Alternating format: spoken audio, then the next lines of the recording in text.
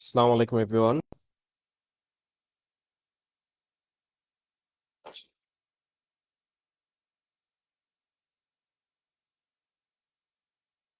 একটু তোমরা আমাকে জানাও যে শুনতে পাচ্ছ কিনা। তোমরা আমাকে একটু জানাও যে শুনতে পাচ্ছ কিনা।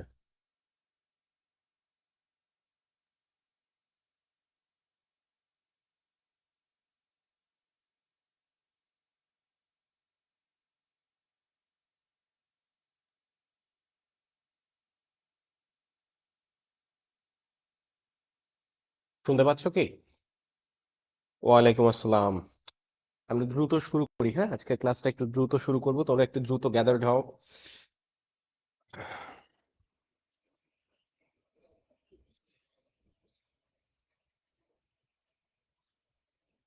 একটু দ্রুত চলে আসো, যারা যারা এসছো একবার করে কমেন্টে বলে যেও যে ভাই এসছি। অনেকে হয়তো পরিচিত আসছো, আমি হয়তো বুঝতে পারছি না, এবং লাইভে বেশ বড় একটা অঙ্ক দেখছি। যাই হোক, গতকাল আমরা কিন্তু পড়ছিলাম, গতকাল না অ্যাকচুয়ালি গত দিন আমরা দেখছিলাম হচ্ছে ওই যে মাল্টিপ্লিকেশনের যে চক্রগুলো, ভাইরাস কিভাবে সংখ্যা বৃদ্ধি করে তার আগ পর্যন্ত কিন্তু আমাদের বিভিন্ন ধরনের ভাইরাস সম্পর্কে পড়ানো হয়েছিল, তাই না? স্ক্রিন কি ব্ল্যাক লাগছে? আমার তো মনে হয় না। স্পষ্ট আছে না সবকিছু? আমার তো মনে হচ্ছে স্পষ্ট আছে।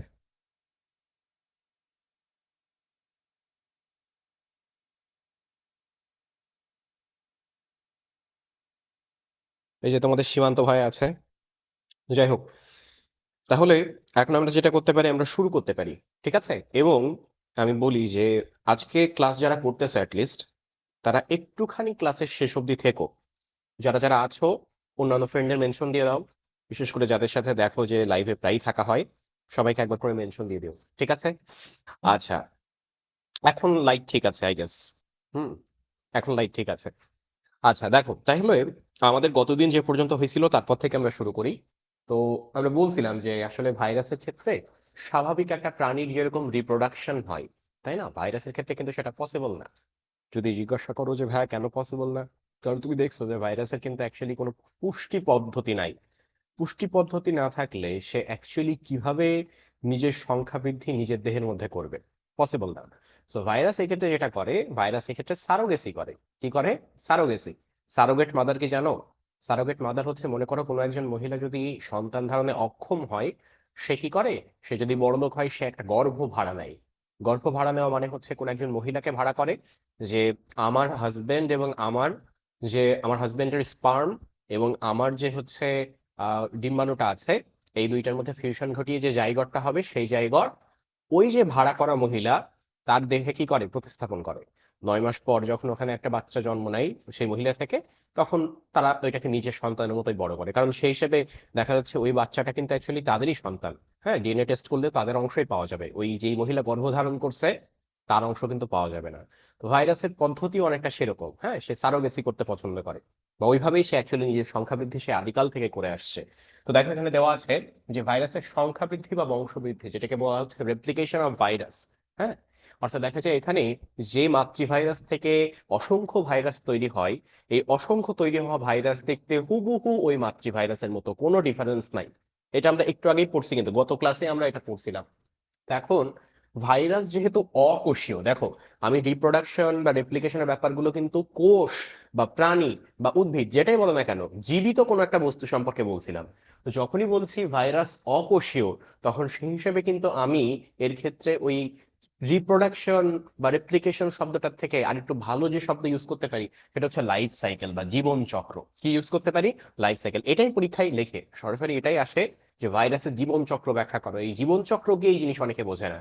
সেখানে যে এই দুইটা চক্রের যে কোনো দুইটা চক্র বা যে কোনো একটা চক্র ব্যাখ্যা করতে বলছে, সেটা তারা বোঝে না। ঠিক আছে, তাহলে সেই হিসেবে এটাকে বলা হচ্ছে জীবন চক্র। তাহলে জীবন চক্র বলা হচ্ছে, আমি তখন ভাবতেছি আচ্ছা জীবন চক্র যে বলবো, ভাইরাস তো জীবিত না, ভাইরাস তো জীবিত না, তাহলে সেই হিসেবে জীবন চক্র থেকে আরেকটু ভালো জিনিস হচ্ছে সংখ্যা বৃদ্ধি চক্র, বা যেটাকে আমি যে বললাম মাল্টিপ্লিকেশন, মাল্টিপ্লিকেশন সাইকেল। ঠিক আছে, তাহলে জীবন চক্র এটা অ্যাভয়েড করা হয় এই জন্যই যে ভাইরাস যেহেতু লিভিং কোনো অবজেক্ট না, এটাকে জীব ও জড়ের মাঝখানে বলছি, ওটাকে অ্যাভয়েড করে আমি বলছি হচ্ছে সংখ্যা বৃদ্ধি পদ্ধতি। আচ্ছা ঠিক আছে, তো এইরকম আমার জীবন চক্র বা যেটাকে অ্যাভয়েড করে সংখ্যা বৃদ্ধি পদ্ধতি বলছে, এটা দুইটা পদ্ধতি আছে। একটা হলো লাইটিক চক্র, একটাকে আমি বলছি হচ্ছে লাইসোজেনিক চক্র। দেখো, এই জিনিসগুলো মনে রাখার একটা ইজি উপায় আছে। কি ইজি উপায় দেখি? দেখো, যখনই আমি বলবো লাইটিক, আমি কি বলছি? লাইটিক, তখনই কিন্তু আমার মাথায় একটা শব্দ আসছে, সেটা হচ্ছে লাইসিস। কি আসছে? লাইসিস। তার মানে যখনই আমি লাইটিক শব্দটা বলছি, আমার মাথায় যে শব্দটা আসছে সেটা হচ্ছে লাইসিস। তার মানে লাইসিস মানে কি? ভাঙন। তার মানে যেই চক্রে প্রচুর ভাঙাভাঙি হয়, যেই চক্রে প্রচুর ভাঙাভাঙি হয় সেই চক্রকে আমি বলবো লাইটিক চক্র। যে প্রচুর ভাঙাভাঙি করতে থাকে সে কি ভায়োলেন্ট মানুষ নাকি শান্ত মানুষ? ভায়োলেন্ট মানুষ। সেই কারণে দেখো, লাইটিক চক্রের অপর নাম হচ্ছে ভাইরুলেন্ট চক্র। কি চক্র বলো? ভাইরুলেন্ট চক্র। ঠিক আছে? আচ্ছা। আর এই এর পরের যে চক্রটার নাম আছে লাইসোজেনিক চক্র, এই চক্রে কিন্তু ওর মতো লাইসিস হয় না, ও কিছুক্ষণের জন্য ওয়েট করে। বলে আচ্ছা আমি কিছুক্ষণের জন্য, অস্বল্প সময়ের জন্য আমি একটু ওয়েট করে থাকি, তারপর ব্যবস্থা নেওয়া যাবে। দিন শেষে ওর উদ্দেশ্যও একই। তাহলে ওই যে টেম্পোরারি একটা মোমেন্টের জন্য ও নিজেকে শান্ত রাখছে, কিছুই ভাঙাভাঙি করতেছে না, এই কারণে এই লাইসোজেনিক চক্রের অপর নাম হচ্ছে টেম্পারেট দশা। কি দশা বলো? টেম্পারেট দশা। আচ্ছা, তাহলে এখন প্রথমেই যে অংশটা আমরা দেখবো সেটা হচ্ছে যে এই লাইটিক চক্র, যেটা এই লাইটিক চক্রে অ্যাকচুয়ালি কোন কোন ব্যাকটেরিয়া গুলোর লাইসিস হয়, আর লাইসোজেনিক চক্রে কোন কোন গুলোর হয়। তো দেখো, লাইটিক চক্র লাইসোজেনিক চক্র উভয় ক্ষেত্রে আমরা ইকোলাই ব্যাকটেরিয়ারই ধ্বংস দেখবো। তবে লাইটিক চক্রে যে ভাইরাসগুলো ইউজ করতে দেখবো সেগুলো হচ্ছে, দেখো, T2, T4, T6, এই ভাইরাসগুলো। কিন্তু যখন লাইসোজেনিক চক্রে যাবে, হ্যাঁ, কারণ এখানে যে অ্যাকচুয়ালি আক্রমণ করছে তার প্রকৃতির উপর নির্ভর করছে সে ভাঙাভাঙি করবে নাকি করবে না। তাহলে সেই হিসেবে ভাঙাভাঙি করে না, কিছুক্ষণ ওয়েট করে, ধৈর্য ধরে, এরকম ভাইরাস হচ্ছে, দেখো, ল্যামডা ফাস বা M13 কোলিফাস। এরপরে আছে। যাই হোক, প্রথমে চলে আসা যাক হচ্ছে লাইটিক চক্রে। প্রথমে কোন চক্র বলো? লাইটিক চক্র। এখন আমি তোমাদের বলি, 4 অধ্যায় পড়ছো, ভাইরাস পড়ছো, লাইটিক্রপ চক্রের ছবি না এঁকে পরীক্ষার হলে যাচ্ছ, তুমি একখান গাধা। তার মানে এই ছবি দেখো, এখানে মাত্র কয়টা ছবি আছে? 6টা ছবি। পরপর পর্যায়ক্রমিক 6টা ছবি। এই ছবি দেখে বলা যায় ঘটনা, যে অ্যাকচুয়ালি কি হচ্ছে। ছবি দেখে ঘটনা বলা যায়। এবং তুমি যদি বলো ভাই ছবি এনাফ, হ্যাঁ, ছবির সাথে এই জায়গাতে যে পয়েন্ট গুলো আছে এই পয়েন্ট গুলো এনাফ। কিন্তু এই ছবিটা মাপ টাকাইতে হবে, কারণ তুমি যদি ছবি না আঁকাও, গ নাম্বার হইলে 3-এর মধ্যে 2 মিস যাবে, ঘ হইলে 4-এর মধ্যে 3 মিস যাবে। তার মানে এই ছবিটা কিন্তু মেইন পয়েন্ট, ছবিটা তোমার আঁকাইতেই হবে। ঠিক আছে? আচ্ছা, তাহলে সেই হিসেবে আমরা দেখবো আর পড়বো, আমরা দেখবো আর পড়বো। তো ঘটনাটা আমি বলি। তো কি হয়েছিল, যে এই যে ইকোলাই ব্যাকটেরিয়াটা কোন এক জায়গায় ঘুরে বেড়াচ্ছিল, সেটাকে পাইছে আমাদের টি টু যে ফাস ভাইরাস, সেটা T2 যে ফার্স্ট ভাইরাস, সেটা পাইছে। এবং ও তখন খুঁজতেছে যে অ্যাকচুয়ালি আমি তো সব জায়গায় বসতে পারবো না, ইকোলাইয়ের সব জায়গায় তো আমি বসতে পারবো না। ও তখন খোঁজে কি বলো? কোন জায়গাতে আমার রিসেপ্টর সাইট আছে। কি আছে বলো? কোন জায়গাতে রিসেপ্টর সাইট আছে। পরে খুঁজে দেখে এই বিন্দুতে ওর একটা রিসেপ্টর সাইট আছে যেখানে ও ল্যান্ড করতে পারে। আমরা গতদিন যখন টি2 পড়ছিলাম তখন আমরা দেখছিলাম না, বেস প্লেটের নিচে হুক থাকে, হুকের চারপাশে 6টা স্পর্শক তন্তু থাকে, দেখো স্পর্শক তন্তু আঁকাই দিছে।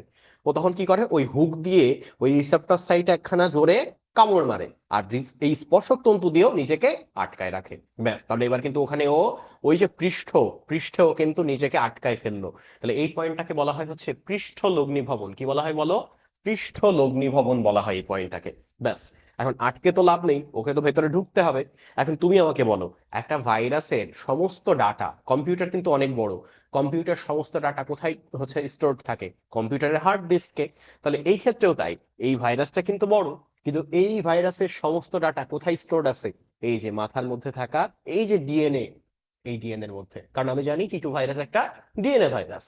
তাহলে এই যে ডিএনএ, এখন এই টি2 চেষ্টা করে যে করেই হোক না কেন আমার এই ডিএনএ কে ভেতরে ঢুকাইতে হবে। তো টিটুর কাছে বিপাকীয় এনজাইম না থাকুক, একটা বিশেষ এনজাইম থাকে যেটাকে বলা হয় হচ্ছে লাইসোজাইম এনজাইম। ঠিক আছে? লাইসোজাইম এনজাইম কি করতে পারে? ওরা এই যে ভেতরের যে প্রাচীরটা, এই প্রাচীরটাকে গলাইতে পারে। ফলে যেটা হয়, ও এখন লাইসোজাইম এনজাইম দিয়ে সর্বোচ্চ চেষ্টা করে এই প্রাচীরটাকে কোনোভাবে গলিয়ে ফেলা যায় কিনা। প্রাচীরটাকে যদি গলিয়ে ফেলতে পারে, ব্যাস আমার একটা ইজি পথ হয়ে গেল। মাথা থেকে লেজ, লেজ থেকে এই গলানো প্রাচীরের মধ্য দিয়ে ডিএনএটাকে ওই ইকোলাই ব্যাকটেরিয়ার মধ্যে ঢুকাই দেওয়া। বাকি পোশাক যা উচ্ছন্নে যাক, আমার কিছু যায় আসে না, আমার মেইন জিনিস আমি ভেতরে ঢুকাই দিছি। তাহলে আমার কিন্তু দ্বিতীয় পয়েন্টটা হয়ে গেল। 3 নম্বর পয়েন্টে চলে আসো। 3 নম্বর পয়েন্টে কি হচ্ছে, এই অংশটা একটু বোঝার আছে। এই অংশটা এরকম, যে দেখো, এই মনে করো হচ্ছে একটা ইকোলাই, এই মনে করো হচ্ছে একটা ইকোলাই, হ্যাঁ। এখন এই যে ইকোলাই, এই ইকোলাই যেহেতু আমি জানি যে এটা একটা আদিকোষী, তাহলে সেই হিসেবে এর কি আছে, ধরলাম আমি এর একটা বৃত্তাকার ডিএনএ আছে। কি আছে বলো? বৃত্তাকার ডিএনএ আছে। এই বৃত্তাকার ডিএনএ ছাড়াও ভালো করে খেয়াল করে দেখো, এর কিন্তু 70s রাইবোসোম থাকে। 70s কি থাকে? রাইবোসোম থাকে। 70s রাইবোসোম থাকে।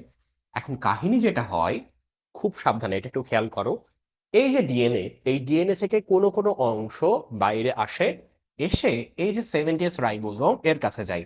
এখন আমি তো জানি যে এই 70s রাইবোসোম এই ডিএনএ থেকে রেপ্লিকেশনের পর যে আরএনএটা বাইরে আসে বা এমআরএনএ বাইরে আসে, সেটা এই রাইবোসোম থেকে বের হয়ে প্রোটিন তৈরি হয়। কি তৈরি হয় বলো?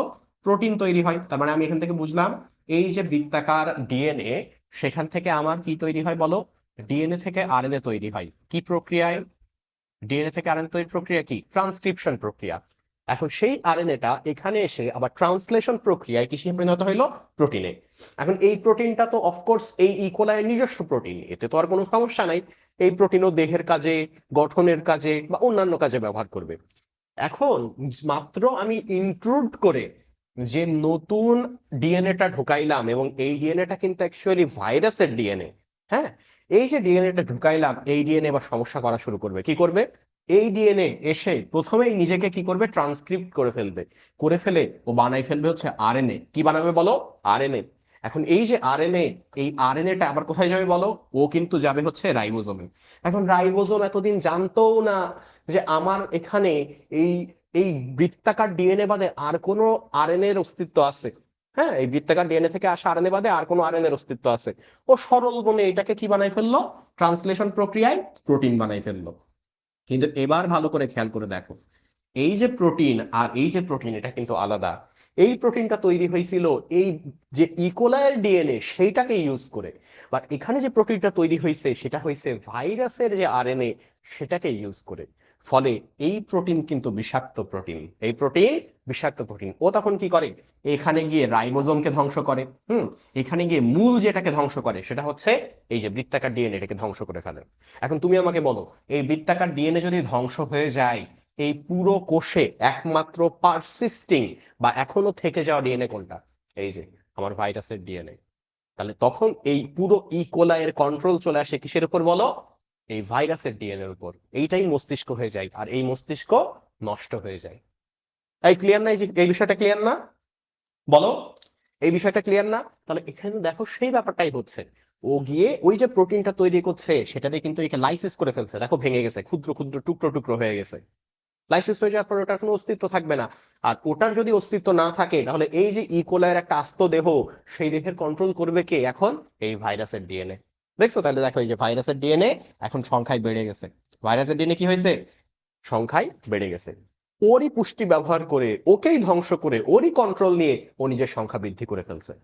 ঠিক আছে? তাহলে এই যে সংখ্যা বৃদ্ধি করে ফেললো, এখন ও রাইবোজোমকে যে নির্দেশ দেবে রাইবোজোম সেটা করবে। ও রাইবোজোমকে বলবে, আচ্ছা, টিটুর মতো দেখতে মাথা বানাও, টিটুর মতো দেখতে হচ্ছে লেজ বানাও, টিটুর মতো দেখতে স্পর্শক তন্তু বানাও।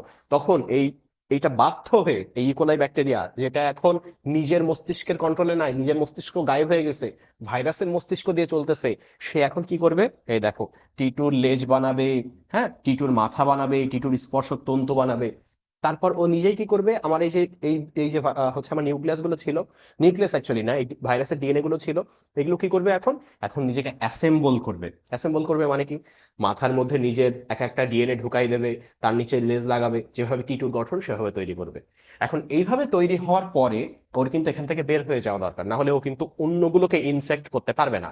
তো একটা নির্দিষ্ট পিরিয়ড অফ টাইমে বাইরের যে আবরণটা ছিল, ও ভেতরে এমন একটা প্রোটিন তৈরি করে, যে প্রোটিন বাইরের এই আবরণকে লাইসিস করতে পারে। এবং এই যে লাইসিস হচ্ছে, হুম এই যে বাইরের আবরণকে লাইসিস করলো, লাইসিস করার মাধ্যমে কি হচ্ছে? এটা মুক্ত নতুন ফাজ হিসেবে বাইরে বের হয়ে যাচ্ছে। তার মানে দেখো, একটা ফাজ আক্রমণ করছিল, সে শত শত ফাজ ব্যাকটেরিয়াকে বাইরে বের করে নিয়ে গেল। তাহলে এই জায়গাতে এই পুরো চক্রটার নাম এই কারণেই লাইটিক চক্র। অনেকে দুইজন মানুষ দুই ধরনের কথা বলে। এক ধরনের মানুষ বলে হচ্ছে এখানে যেহেতু শেষ মুহূর্তে লাইসিস হচ্ছে, ভুল। এইটা না। মূল যে কথা সেটা হচ্ছে, যেহেতু এখানে ব্যাকটেরিয়াল ডিএনএ লাইসিস হচ্ছে, যেহেতু এখানে ব্যাকটেরিয়াল ডিএনএ লাইসিস হওয়ার পর এই যে ভাইরাস ডিএনএ সেটা মূল ডিএনএ হিসেবে কাজ করছে, সে কারণে এটাকে বলা হয় লাইটিক চক্র। তাহলে ইজি প্রসেস না বলো? এই প্রসেসটা ইজি না বলো? আমার মনে হয় কিন্তু ইজি প্রসেস একদমই। ঠিক আছে? তাহলে সেই হিসেবে ইজি প্রসেস। কে বলতেছে ছুটি দেন, শুরু করতে পারলাম না। আচ্ছা, তাহলে দেখো এটা কিন্তু একদম ইজি প্রসেস। তাহলে আমার জাস্ট এখন লিখবার মতো বাংলা শব্দ দরকার। তুমি যদি আমার মুখের ভাষার মতো লিখে আসো, দ্যাটস অলসো ওকে। বাট তুমি যদি পয়েন্ট করে লিখে আসো, দ্যাটস মোর দ্যান ওকে। তাহলে সেই জায়গাতে এই মোর দ্যান ওকেটা আমরা নিশ্চিত করার জন্য প্রথমে দেখো ধাপ ওয়ানে লিখছে পৃষ্ঠি লগ্নিভবন বা সংযুক্তি। ওই যে এসে পিঠে লাগলো বা বাইরের সার্ফেসে লাগলো, সেটাকে বলা হচ্ছে পৃষ্ঠি লগ্নিভবন। হ্যাঁ, এবং এটা কি বলো, এটা হচ্ছে আক্রমণের সূচনা ধাপ। তার মানে এইভাবে শুরু করবা যে এটা আক্রমণের সূচনা। তারপর কি হচ্ছে বলো আমাদের? তারপর এই ডিএনএ অণু ভেতরে প্রবেশ করতেছে। ডিএনএ অণু কি হচ্ছে বলো? প্রবেশ করতেছে। তো এই ডিএনএ অণু ভেতরে প্রবেশ করার ক্ষেত্রে এই দেখো দণ্ডাকৃতির যে লেজ, এটা এক প্রকার বিশেষ শক্তি, হ্যাঁ, মানে বারবার ভেতরে পাঞ্চ করতেছে, পাঞ্চ করে করে ভেতরে একটা মানে পথ তৈরি করছে যাতে ডিএনএটাকে ভেতরে ঢুকাই দিতে পারে, তাই না? তাহলে আমার দ্বিতীয় পয়েন্টটাও হয়ে গেল। 3 নম্বর পয়েন্ট কি বলতেছে দেখো, প্রতিলিপন বা রেপ্লিকেশন। ওই যে নিজের সংখ্যা বৃদ্ধি করতেছে, ওইটাকে বলা হচ্ছে প্রতিলিপন। সংখ্যা বৃদ্ধি করছে বলেই তো অসংখ্য টি টু ভাইরাসে আমি প্রত্যেকটাতে ডিএনএ ঢুকাই দিতে পারছি, তাই না? সেই কারণে সংখ্যা বৃদ্ধি হচ্ছে। এবং সবশেষে যেটা আসছে দেখো, বিভিন্ন দেহাংশ একত্রিত হওয়া। ওই যে বললাম অ্যাসেম্বল করতেছে, পুরো টি টু ভাইরাস ভেতরেই তৈরি করে ফেলছে এবং সবশেষে কি হবে, তারপর বেরিয়ে যাবে, তারপর নতুন ভাইরাসের মুক্তি হইল। ঠিক আছে? আচ্ছা, তাহলে এই জিনিসটি কঠিন? একেবারেই কঠিন না। তুমি জাস্ট পয়েন্ট গুলো মনে রাখো, যে ঘটনাটা ছবি আকারে বোঝাইলাম ওই ঘটনা মনে রাখো। এবং স্পেশালি এই জিনিসটা অনেকে বোঝে না, জাস্ট এইটাই ভাবে যে এইটা এটাকে ধ্বংস করে ফেলো, বাট না, ধ্বংসের প্রসেসটা এইভাবে হয়, প্রোটিন তৈরি করে হয়। ঠিক আছে? কারণ আমরা জানি যে বিষ যেটা, হ্যাঁ, এই যে সাপের বিষ, এটাও কিন্তু একটা প্রোটিন, জানো এটা? সাপের বিষ কিন্তু প্রোটিন। আচ্ছা, তো বলতেছে যে এমন প্রকৃতির ফাজকে বলা হচ্ছে লাইটিক ফাজ বা ভাইরুলেন্ট ফাজ। এবং এই কোষ প্রাচীর বিদীর্ণ হওয়াকে যেহেতু লাইসিস বলে, সেখান থেকে লাইটিক শব্দটা আসছে। কি পরিমাণ তৈরি হইতে পারে এই লাইটিক চক্রে? দেখা যায় মাত্র আধা ঘন্টায়, অর্থাৎ 30 মিনিটে এটা 300টি নতুন ফাজ তৈরি করে। তার মানে তুমি ইউজ করবা একটা হিউজ প্রফিটেবল বিজনেস, তুমি একটা ফাজ ইউজ করবা, আধা ঘন্টার মধ্যে 300টা নতুন ফাজ তৈরি হয়ে যাবে। সেই ফাজগুলো আবার আলাদা 300 ইকোলাইকে আক্রমণ করবে, সেটা আবার 30 মিনিটে প্রত্যেকে 300 করে টিটু ফাজ বানাবে। তার মানে কি ভয়ানক মাত্রায় ছড়াইতে পারে, বুঝতে পারছো ব্যাপারটা? আচ্ছা, এবার বলতেছে যে এখানে একটা নাম্বারের কোশ্চেন আছে। নাম্বারের কোশ্চেনটা কি? সেটা হচ্ছে ইক্লিপস কাল কি? শব্দটা কি দেখো, ইক্লিপস কাল কি? তো ইক্লিপস কাল ব্যাপারটা কি দেখো, বলতেছে পোষক ব্যাকটেরিয়াকে আক্রমণ তুমি করলা, পৃষ্ঠলগ্ন ভবন হইল, ভেতরে অনেক কাজ কারবার হয়ে কিছুক্ষণ পর তুমি দেখলা বাইরে অসংখ্য ব্যাকটেরিয়া বের হয়ে যাচ্ছে। তাহলে এই যে ভেতরে আক্রমণ করলো এবং কিছুক্ষণ পর বাইরে বের হয়ে গেল, এই দুইটার মধ্যবর্তী যে সময়, সেটাকে বলা হয় ইক্লিপস কাল। তার মানে আক্রমণের সূচনা এবং এই যে নতুন ভাইরাসের মুক্তি, এর মধ্যে যতটুকু সময় লাগে, এই যে 30 মিনিট, কত মিনিট? 30 মিনিট। এই 30 মিনিটকে বলা হচ্ছে ইক্লিপস কাল। ঠিক আছে? আচ্ছা, তাহলে লাইটিক চক্র ব্যাপারটা কিন্তু ইজি। এবার আসছে হচ্ছে লাইসোজেনিক চক্র। তো লাইসোজেনিক চক্র কিন্তু লাইটিকের থেকে অপেক্ষাকৃত ভদ্র। ও অত মারামারি করে না, অত ভায়োলেন্টও হয় না। ও কিছুক্ষণের জন্য শান্ত থাকে, যে কিছুক্ষণের জন্য শান্ত থাকে এই জন্য এটাকে আমি বলি টেম্পারেট দশা। এখন সেই হিসেবে তাইলে অফকোর্স যারা এই লাইসোজেনিক চক্র করে তারা আলাদা। কারা কারা দেখো, এই দেখো দেওয়া আছে P1 ফাজ, M13 ফাজ, হ্যাঁ, তারপর কোনটা আছে দেখো, এই যে ল্যামডা ফাজ। এই যে 3 ধরনের ফাজ, এই ফাজগুলো সাধারণত লাইসোজেনিক চক্র করে থাকে। এখন লাইসোজেনিক চক্র ব্যাপারটা কিরকম বলি। লাইসোজেনিক বলে, আচ্ছা তোমার সাথে আমি সাম্যাবস্থায় আসবো। এই ছবিটাও ইম্পর্টেন্ট কিন্তু, এই ছবিটাও ইম্পর্টেন্ট। বলে যে আচ্ছা আমি তোমার পুরোপুরি দখল করব না, আমি তোমার সাথে একটা চুক্তিতে আসব। এখন এই ইকোলাইটা তখন কোনো পথ না পেয়ে ও চুক্তিতে রাজি হয় এবং তারপরে কি করে, বাঁশ দিয়ে দেয়, তোমার ফ্রেন্ড যেমন তোমাকে বাঁশ দিছিল। তাহলে এটা কিরকম ভাবে হয় দেখো, প্রথমে একটা ইকোলাই ব্যাকটেরিয়া আগের মতোই পৃষ্ঠের লগ্নিভবন আমার হইলো। ইকোলাই ব্যাকটেরিয়াটার উপরে এই T2 ফাজ, যেটাকে আমরা বলতে পারি ল্যামডা ফাজ, ধরে রাখো ল্যামডা ফাজ। ল্যামডা ফাজ এসে এখানে লাগলো এবং একই পদ্ধতিতে সে কিন্তু ভেতরে কি করলো, ওই যে ভাইরাল জিনোমটা সেটা ভেতরে ঢুকাই দিল। এখন আমি দেখতেছি ইকোলাইয়ের মধ্যে দুইটা ডিএনএ, একটা হচ্ছে ভাইরাসের ডিএনএ, আর এক পাশে আছে হচ্ছে ওই ব্যাকটেরিয়ার ডিএনএ। আগের বার কি হয়েছিল, এই ভাইরাসের ডিএনএ প্রোটিন তৈরি করে ব্যাকটেরিয়ার ডিএনএ পুরোপুরি ধ্বংস বা লাইসিস করে দিছিল। বাট এবার তা হবে না। এবার কি বলবে, বলবে আচ্ছা ঠিক আছে, আমি আমার দেহের বা আমার ডিএনএর একটা অংশ কেটে তোমার কাটা অংশে লাগাই দিই, ফলে তোমার ডিএনএও থাকলো, আমার ডিএনএও থাকলো। বুঝছো? এরকম একটা সিস্টেম যে দুই অংশই থাকলো এরকম। ফলে দেখা যাচ্ছে ব্যাকটেরিয়া ভাবতেছে যাক, পুরোপুরি এক্সিস্টেন্স ধ্বংস হওয়ার থেকে কিছু এক্সিস্টেন্স তো থাকলো, সেটা ভেবে কি করলো দেখো, ও রাজি হয়ে গেল। ফলে দেখা গেল এক পাশে আমি রাখলাম কিসের ডিএনএ, ব্যাকটেরিয়ার ডিএনএ, আর নতুন পাশে রাখলাম আমি কিসের ডিএনএ বলো, ভাইরাসের ডিএনএ। এই যে নতুন অংশটা আমি পাইলাম যেখানে ব্যাকটেরিয়া ভাইরাস উভয় ডিএনএ আছে, এটা একটা নাম আছে, নামটা হচ্ছে প্রোফাজ। নামটা কি বলো, প্রোফাজ। এখন এই প্রোফাজ তৈরি হয়ে গেছে। এখন ইকোলাই কিন্তু নিজের একটা আর্জেই, নিজের একটা প্রচেষ্টাতেই নিজের সংখ্যা বৃদ্ধি করে। এখন নতুন যে ইকোলাইটা, যার মধ্যে অ্যাকচুয়ালি ব্যাকটেরিয়াল ডিএনএ না থাকে, প্রোফাজ আছে, ও কি করবে, একটা পর্যায়ে মনে হবে আচ্ছা আমার সংখ্যা বৃদ্ধি করা দরকার, ও তখন সংখ্যা বৃদ্ধি করবে। বাট আগে যখন ও ইনফেক্টেড ছিল না, তখন সংখ্যা বৃদ্ধি করলে কি হইতো, প্রচুর পরিমাণ ব্যাকটেরিয়াল ডিএনএ তৈরি হইতো।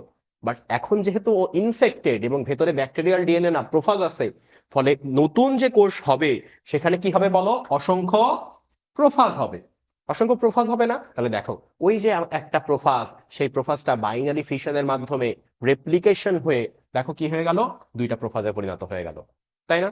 এখন যখন দুইটা প্রোফাজে পরিণত হয়ে গেছে, স্বাভাবিকভাবে ওখানে 3টা 4টা 5টা 6টা 100টা 200টা প্রোফাজও তৈরি হয়ে যাবে, খুব স্বাভাবিক। এরপরে কি হবে, ওই যে একটু আগে চুক্তিতে আসা ভাইরাসের ডিএনএ সে এখন সমূর্তিতে ধারণ করবে, কারণ সে কিছুক্ষণ টেম্পারেট, টেম্পারেট বা টেম্পোরারি বললাম না, তাহলে টেম্পারেট দশায় কারণে কেন বলছি, কারণ সে কিছুক্ষণ চুপ ছিল, কিছুক্ষণ চুক্তিতে ছিল। এইবার সে কি হবে, এই যে বৃত্তাকার ব্যাকটেরিয়াল ডিএনএ সেখান থেকে আলাদা হয়ে যাবে, আলাদা হয়ে দেখো এই যে আলাদা হয়ে গেছে আমার হচ্ছে ভাইরাসের ডিএনএ, এই আমার আলাদা হয়ে গেছে ব্যাকটেরিয়াল ডিএনএ। পার্থক্যটা কি, আগে একটা মাত্র ভাইরাসের ডিএনএ ছিল, এখন প্রোফাজ, শত শত প্রোফাজ হওয়ার কারণে শত শত মুক্ত ভাইরাল ডিএনএ, শত শত ব্যাকটেরিয়াল ডিএনএ। এখন এই শত শত ভাইরাসের ডিএনএ কি করবে, আগের মতো প্রোটিন তৈরি করে এই যে ব্যাকটেরিয়াল ডিএনএ সেটাকে খেয়ে দেবে। এখন হয়ে গেল এই কোষের মধ্যে অসংখ্য এই নতুন যে ভাইরাসের ডিএনএ সেটা, ফলে দেখাচ্ছে কোষ এখন তাদের দখলে। এখন কোষকে সে নির্দেশ দেবে বানাও আগের মতো, আগের মতো মাথা বানাও, লেজ বানাও, স্পর্শক তন্তু বানাও, বানানো হইল। তারপর অ্যাসেম্বল করো, অ্যাসেম্বল করা হইলো। তারপর বললো যে আচ্ছা আমি লাইসেন্স করে বাইরে বের হয়ে যাচ্ছি। তাহলে দেখছো, একটাতে ও চুক্তি করে আর একটাতে কোনো কথা না, জিরো টলারেন্স, আসবো মারবো দখল করব, সেইরকম একটা অবস্থা। তো এই দুইটার মধ্যে কোন জিনিসটা, তুমি যদি ভাবো কোন জিনিসটা বেশি চালাক চতুর, লাইটিক নাকি লাইসোজেনিক, সত্যি বলতে হচ্ছে লাইসোজেনিক। কারণ দেখো ও এই জায়গাতে নিজে কিছুই করে না, বরং ওর সাথে এমন ভাবে সংযুক্ত হয় যে ওর রেপ্লিকেশনেই ওর রেপ্লিকেশনটা হয়ে যায়।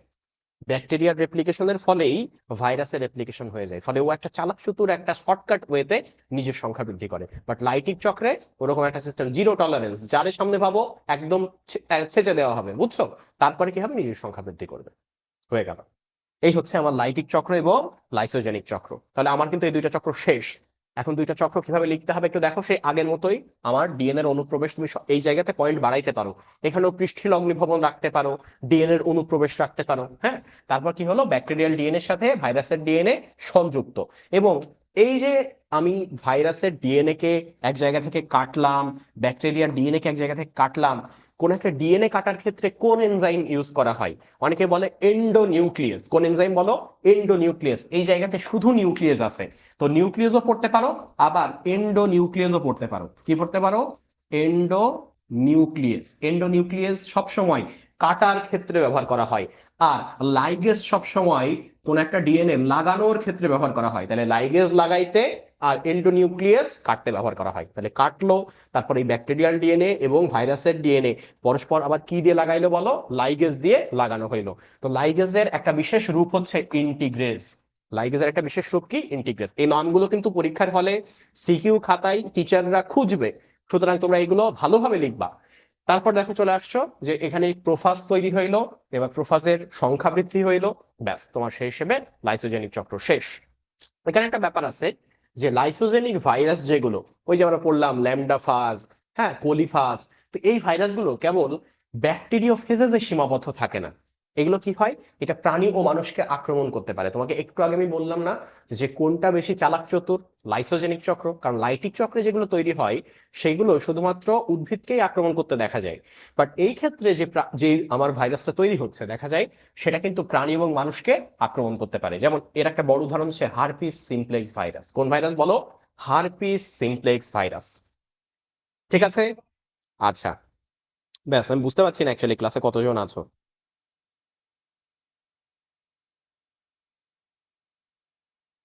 আচ্ছা, লাইটিক মানে কি এটা বলছি, কিন্তু আমি লাইটিক শব্দটা আসছে লাইসিস থেকে, তার মানে লাইসিস মানে ভাঙন, তার মানে লাইটিক চক্রে আমার ভাঙন হচ্ছে, মারামারি হচ্ছে। এইবার আসছে ভাইরাসের অর্থনৈতিক গুরুত্ব। তোমাদের একটা জিনিস শেখায়, শোনো, এই আজকে পড়বা, সারা জীবন মনে রাখবা। যখনই কোনো জায়গাতে অর্থনৈতিক গুরুত্ব শব্দটা বলবে, এর মানে হচ্ছে ওই জায়গাতে উপকার এবং অপকার আলাদা পয়েন্টে লিখতে হবে। কি বললাম? অর্থনৈতিক গুরুত্ব মানে উপকার অপকার আলাদা পয়েন্টে না লিখলে টিচার পূর্ণ একটা ধারণা পাবে না। তাহলে সেই হিসেবে যখনই বলছে ভাইরাসের অর্থনৈতিক গুরুত্ব, প্রথমে আসে ভাইরাসের অপকারিতা, তার মানে এরপরে ভাইরাসের উপকারিতাও আছে এক পর্যায়ে। ঠিক আছে? আচ্ছা, তাহলে অপকারিতার মধ্যে প্রথম জিনিসটা কি? অবশ্যই মানবদেহে রোগ তৈরি করে। তাহলে মানবদেহে কোন কোন রোগ তৈরি করে তার একটা আইডিয়া নাও, কারণ সমস্যা যেটা হয় পরীক্ষায় আসতে পারে, নিচের কোনটি ভাইরাস ঘটিত রোগ নয়, নিচের কোনটি ব্যাকটেরিয়া ঘটিত রোগ নয়, অনেকগুলো রোগের নাম দিয়ে দিলেও তুমি কনফিউজড হয়ে গেলা। বুঝছো? তাহলে ভাইরাস ঘটিত রোগের নামগুলো একবার দেখে নাও। কি কি আছে দেখো। বসন্ত আছে, হাম আছে, পোলিও আছে, জলাতঙ্ক আছে, ইনফ্লুয়েঞ্জা আছে, হারপিস সিমপ্লেক্স মাত্র দেখলাম হারপিস আছে, ডেঙ্গু আছে, চিকুনগুনিয়া আছে, হ্যাঁ, কোভিড-19 আছে, ভাইরাল হেপাটাইটিস আছে, মাংকি পক্স আছে, ক্যাপোসি সার্কোমা আছে। এই যে আনইউজুয়াল নামগুলো, ইভেন ইউজুয়াল নাম যেগুলো, হাম, তারপরে এই যে বলতেছে পোলিও, জলাতঙ্ক, এগুলো যে ভাইরাস ঘটিত রোগ সেটা তোমার দেখতে হবে। তুমি যখন ব্যাকটেরিয়া পড়বা একটু পর, তখন দেখবা ব্যাকটেরিয়ার ক্ষেত্রেও এইরকম অনেকগুলো রোগের নাম আছে। হ্যাঁ, ধানের বুশি স্ট্যান্ড ভাইরাস, হ্যাঁ, বা বানচিট। এখন এইগুলো ব্যাকটেরিয়া নাকি ভাইরাস সেটা বোঝার জন্য তোমাকে নামগুলো মুখস্থ করতে হবে, যে এই উদ্ভিদের এই রোগ হয় ভাইরাস দ্বারা, এই উদ্ভিদের এই রোগ হয় ব্যাকটেরিয়া দ্বারা। কিরকম দেখো, বলতেছে এই ক্ষেত্রে সিমের মোজাইক রোগ হয়, আমরা তামাকেরও কিন্তু মোজাইক রোগ দেখছি। আবার দেখো আলুর লিফ রোল হয়। ঠিক আছে? লিফ রোল মানে কি? পাতাটা রোল হয়ে যায়, ভাঁজ হয়ে যায়। পেঁপের কিন্তু আবার লিফ রোল হয় না, লিফ কার্ল হয়, তার মানে পাতা দুই পাশ থেকে এরকম কার্লি হয়ে যায়। অনেকে বলে না আমার চুল কার্লি, তাহলে এই হচ্ছে কার্লি। তারপর কি দেখো, ক্লোরোসিস, সবুজ অংশটা আস্তে আস্তে মিলিয়ে যায়, ফ্যাকাশে হয়ে যায়। তারপর বলতেছে ধানের টুমরো রোগ। এই ধানের টুমরো রোগটা M13 দিয়ে হয়, এটা জেনে রেখো। তাহলে ধানের টুমরো রোগ, এইসব অসংখ্য হচ্ছে রোগ, এবং বলা হয় ভাইরাস দ্বারা আমাদের পরিচিত উদ্ভিদগুলোর মধ্যে 300 ধরনের রোগ হয়ে থাকে। ঠিক আছে? আচ্ছা, এবার দেখা হচ্ছে পোষা প্রাণীতে রোগ সৃষ্টি করা। এই, এটা কিন্তু আমরা পড়ছি। সব থেকে ক্ষুদ্র ভাইরাস ছিল কোনটা? হচ্ছে মাউথ অ্যান্ড ফুড ভাইরাস ছিল না একটা, যেখানে মুখ এবং খুরের মাঝখানে যে মাংস সেখানে ক্ষত তৈরি হয়। তাহলে সেই হিসেবে যে ফুট অ্যান্ড মাউথ ভাইরাস, হ্যাঁ, foot and mouth virus, foot and mouth রোগ যেটা, সেটা কিন্তু ফুট অ্যান্ড মাউথ ভাইরাস দিয়ে হচ্ছে, এবং এটা সব থেকে ক্ষুদ্রাকার ভাইরাস আমরা পড়ছিলাম। তো এটা দিয়ে পোষা প্রাণী, গবাদি পশু যেগুলো, সেগুলোর ক্ষেত্রে আমার রোগ তৈরি হচ্ছে। ব্যাস, তাহলে এগুলো অপকারিতা। এবার আসলে হচ্ছে ফাজ ভাইরাস, যেটা মানুষের কিন্তু উপকারী ব্যাকটেরিয়াকে ধ্বংস করে থাকে। আমি জানি আমাদের যে গাট আছে, মানে অন্ত্র আছে, তার মধ্যে ক্ষুদ্রান্ত বৃহদন্ত্র, স্পেশালি বৃহদন্ত্র, সেখানে কিন্তু কিছু উপকারী ব্যাকটেরিয়া থাকে। এরা কি করে, সামান্য কিছু খাবারের বিনিময়ে আমাদেরকে ভিটামিন K, ভিটামিন B12 এগুলো দেয়। ফলে দেখা যায় যে আমাদের বাইরের খাবারের উপর এইগুলোর জন্য নির্ভর করতে হয় না, এগুলো আমাদের দেহের জন্য খুব ইম্পর্টেন্ট বলে। হ্যাঁ, তো এই যে ব্যাকটেরিয়া, সেগুলোকেও কিন্তু আমার এই ফাজ ভাইরাস ছাড় দেবে না, ব্যাকটেরিয়া পাইলেই কিন্তু ধরবে। তাহলে সে হিসেবে উপকারী ব্যাকটেরিয়াকেও কিন্তু ছাড় দেয় না। ব্যাস। সবশেষে কি আসছে? বহুল আলোচিত যে এইডস, হ্যাঁ, এইডস যে রোগ, এইডস কিন্তু একটা রোগ, অ্যাকোয়ার্ড ইমিউনো ডেফিসিয়েন্সি সিনড্রোম। সেই সিনড্রোমটা তৈরি হয় কিন্তু HIV ভাইরাসের কারণে, হিউম্যান ইমিউনো ডেফিসিয়েন্সি ভাইরাস। কেউ আমাকে বলতে পারবা সহজ ভাষায়, এই যে আমার এইডস রোগটা, এইডস রোগটাই মূলত অ্যাকচুয়ালি মানুষ মারা যায় কেন? বলো। এইডসে মানুষ মূলত মারা যায় কেন? আমি একদিন দেখছি অনেকে ক্লাস করতেছো, প্লিজ আমারে একটু জানাও যে এইডসে অ্যাকচুয়ালি কি এমন ঘটনা ঘটে, এক শব্দে বলো। এক শব্দে তুমি আমাকে বলো এইডসে অ্যাকচুয়ালি কোন ঘটনাটা ঘটে। ও নাম দেখেই বোঝা যাচ্ছে, নাম দেখে বোঝা যাচ্ছে এইডসে অ্যাকচুয়ালি কোন ঘটনাটা ঘটে, যে একটা মানুষ মারা যায়। এবং এইডসে মরার কি আলাদা কোনো পদ্ধতি আছে? এইডসে মরার আলাদা পদ্ধতি আছে কিনা বলো তো। দ্রুত দ্রুত, দ্রুত বলে ফেলো, দ্রুত দ্রুত। আচ্ছা, না, এভাবে করলে অনেক সময় লেগে যাবে। তারপর তোমরা দেখো, আমি দেখি কেউ বলতে পারো কিনা। দেখো, নামেই পরিচয়, নামে বলতেছে যে ইমিউনো ডেফিসিয়েন্সি ভাইরাস, তার মানে কি? এইডসে যেটা হয় সেটা হচ্ছে মানুষের যে ন্যাচারাল ইমিউনিটি, কি হয় বলো, মানুষের ন্যাচারাল ইমিউনিটি যেটা, সেই ইমিউনিটি মানুষ লস করে। ফলে দেখা যায় যে সামান্য একটা বৃষ্টিতে ভিজলেও বৃষ্টির মধ্যে থাকা ব্যাকটেরিয়ায় কিন্তু মানুষের ক্ষতি হইতো না। বাট ওর যেহেতু ইমিউনিটি লস হয়েছে, বৃষ্টিতে ভিজে সর্দি লাগলেও সেই সর্দি থেকেও মারা যাইতে পারে। সামান্য ডায়রিয়াতে কিন্তু মানুষ মারা যায় না। বাট যদি কলেরাজেন ব্যাকটেরিয়া থাকে, দেখা যায় যেটাকে ওর সাধারণ দেহ প্রিভেন্ট করতে পারতো, HIV বা এইডস হওয়ার কারণে, HIV ভাইরাসের কারণে বা এইডস হওয়ার কারণে ওর ইমিউনিটি কমে যাওয়ায় সামান্য কলেরাতেও মারা যাচ্ছে। তার মানে অ্যাকচুয়ালি HIV কোনো রোগ না, এই সরি এইডস কোনো রোগ না, এটা একটা সিনড্রোম। হ্যাঁ, এটা কি করে, দেহের যত সিস্টেম আছে সবগুলোর ইমিউনিটি কমায় দেয়, ফলে স্বাভাবিক হাঁচি কাশি থেকে মানুষ মারা যায়। বুঝতে পারছো? তাহলে এখানে সেই ব্যাপারটাই বলছে যে এইডস হচ্ছে অর্জিত, হ্যাঁ, রোগ প্রতিরোধ ক্ষমতা হ্রাস অবস্থা, মানে মানুষ যেই রোগ প্রতিরোধ ক্ষমতাটা একেবারে সেই বাচ্চা কাল থেকে পেয়ে থাকে সেটা হ্রাস করে দেয়। ফলে দেখা যায় সামান্য এইচআইভি তে আক্রান্ত হলে শরীরের রোগ প্রতিরোধ ক্ষমতা থাকে না, সামান্য যে কোনো রোগে কিন্তু মানুষ মারা যাইতে পারে। আচ্ছা, এবার চলে আসা হচ্ছে ইবোলা ভাইরাস। ইবোলাটা অ্যাকচুয়ালি মানুষ বাংলাদেশকে এখনো পর্যন্ত ওইভাবে আক্রমণ করে নাই। তারপরেও ইবোলাটা বেশ একটা ভয়ঙ্কর রোগ ছিল, কারণ আফ্রিকা মহাদেশ ছেয়ে গেছিল এটা বলতে গেলে। তো ইবোলা দেখো, এটা কিন্তু একসূত্রক আরএনএ দিয়ে তৈরি। একটু আগে আমরা যে এইচআইভি ভাইরাস পড়লাম ওইটাও আরএনএ ভাইরাস, ইবোলাও আরএনএ ভাইরাস। ইবোলা মানে কি? ইবোলা দেখো, ইবোলা ভাইরাসের আক্রমণে যেটা হয় সেটা হচ্ছে সেল লাইসিস হয়, একটু পরে ছকেও আমরা দেখবো। ইবোলা ভাইরাসের আক্রমণে সেল লাইসিস হয়। কি হয় বলো? সেল লাইসিস হয়, তার মানে কোষ ফেটে যায়। যে মানুষের ইবোলা আক্রান্ত হয়েছে সে 30 মিনিটের মধ্যে কি হয়, হুট করে না তার নাক, তার চোখ, তার এয়ার ড্রাম বা কান দিয়ে রক্ত পড়া শুরু করে, সেল ভাঙতেছে আর রক্ত পড়তেছে। তাহলে সেই হিসাবে দেখা যায়, দেখো ইবোলা ভাইরাসের আক্রমণে কি হয়, দেহের কোষ ফেটে যায়। ইবোলা নামটা কিভাবে আসলো? প্রথম যেই অঞ্চল থেকে এই ভাইরাসটা ছড়াইছে সেখানে ইবোলা নামক একটা নদী আছে, ওই ইবোলা নদীর তীরে প্রথমে এই ভাইরাসটা শনাক্ত করা হয় বলে ওইটার নাম দেওয়া হয়েছে ইবোলা ভাইরাস। ঠিক আছে? তো এইখানে একটা সুপ্তিকালের ব্যাপার আছে। কি দেখো, একজন মানুষ আক্রান্ত হয়েছে, সে 2 দিনের মধ্যেও তার সেল লাইসিস হয়ে নিজের সিমটমস দেখতে পারে, আবার এই ব্যাপারটা 21 দিন পর্যন্ত তার দেহে লুকানো থাকতে পারে। তাহলে সে হিসেবে 2 থেকে 21 দিন হচ্ছে, দেখো এই যে 2 থেকে 21 দিন দেওয়া আছে, এটা হচ্ছে ইবোলার আমার সুপ্তিকাল, ইনকিউবেশন পিরিয়ড। সুপ্তিকাল বা ইনকিউবেশন পিরিয়ড। আচ্ছা, এরপর দেখো জিকা ভাইরাস। এখন দেখো এই যে জিকা ভাইরাস, হ্যাঁ, তো জিকা ভাইরাস একটা প্রথমত ফ্লাভি ভাইরাস, কিন্তু এর থেকেও বেশি ইম্পর্টেন্ট যেটা, সেটা আমি বলছি। দেখো জিকা ভাইরাস কিন্তু আগের দুইটার মতো আরএনএ ভাইরাস, এখানে কোনো সমস্যা নাই, এটাও আরএনএ ভাইরাস। সমস্যা যেটা, জিকা ভাইরাস ছড়াই কি দিয়ে? জিকা ভাইরাস ছড়াই দেখো এখানে দেওয়া আছে, জিকা অ্যাডিস অ্যাজেপ্টি এবং অ্যাডিস অ্যালবোপিক্টাস দিয়ে ছড়ায়। নাম পরিচিত মনে হচ্ছে না? এডিস মশা, এডিস মশা দিয়ে জিকা ছড়ায়। অনেক সময় পরীক্ষাতে এডিস অ্যাজেপ্টি এডিস অ্যালবোপিক্টাস মনে মনে রেখে যাও, এ দিয়ে যে আমার এডিস মশাকে বোঝায় সেটা মনে রাখো না। পরীক্ষায় আসলো কোন মশা দ্বারা, হ্যাঁ, আমার জিকা ভাইরাস ছড়াই, হ্যাঁ, বিভিন্ন মশার নাম দিয়ে দিল, এডিস মশা তুমি খেয়ালই করলা না, তাহলে কিন্তু হবে না। তো এই জায়গাতে একটা জিনিস মনে রাখো, এই যে এডিস অ্যাজেপ্টিস এবং এডিস অ্যালবোপিক্টাস, এই যে এডিস মশা, হ্যাঁ, এই যে এডিস মশা, এইডিইএস, এডিস মশা, এটা দিয়ে 3টা রোগ ছড়ায়। একদম এখানে লিখে রাখো কি কি রোগ। প্রথমত এই যে জিকা ভাইরাস তো ছড়ায়, দ্বিতীয়ত যেটা ছড়ায় সেটা হচ্ছে ডেঙ্গু ছড়ায়। কি ছড়ায় বলো? ডেঙ্গু ছড়ায়। তৃতীয়ত যেটা ছড়ায় সেটা হচ্ছে চিকুনগুনিয়া।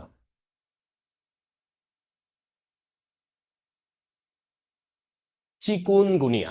তাহলে এই 3টা রোগ কিন্তু আমার এডিস মশা দিয়ে ছড়ায়। কি কি বলো?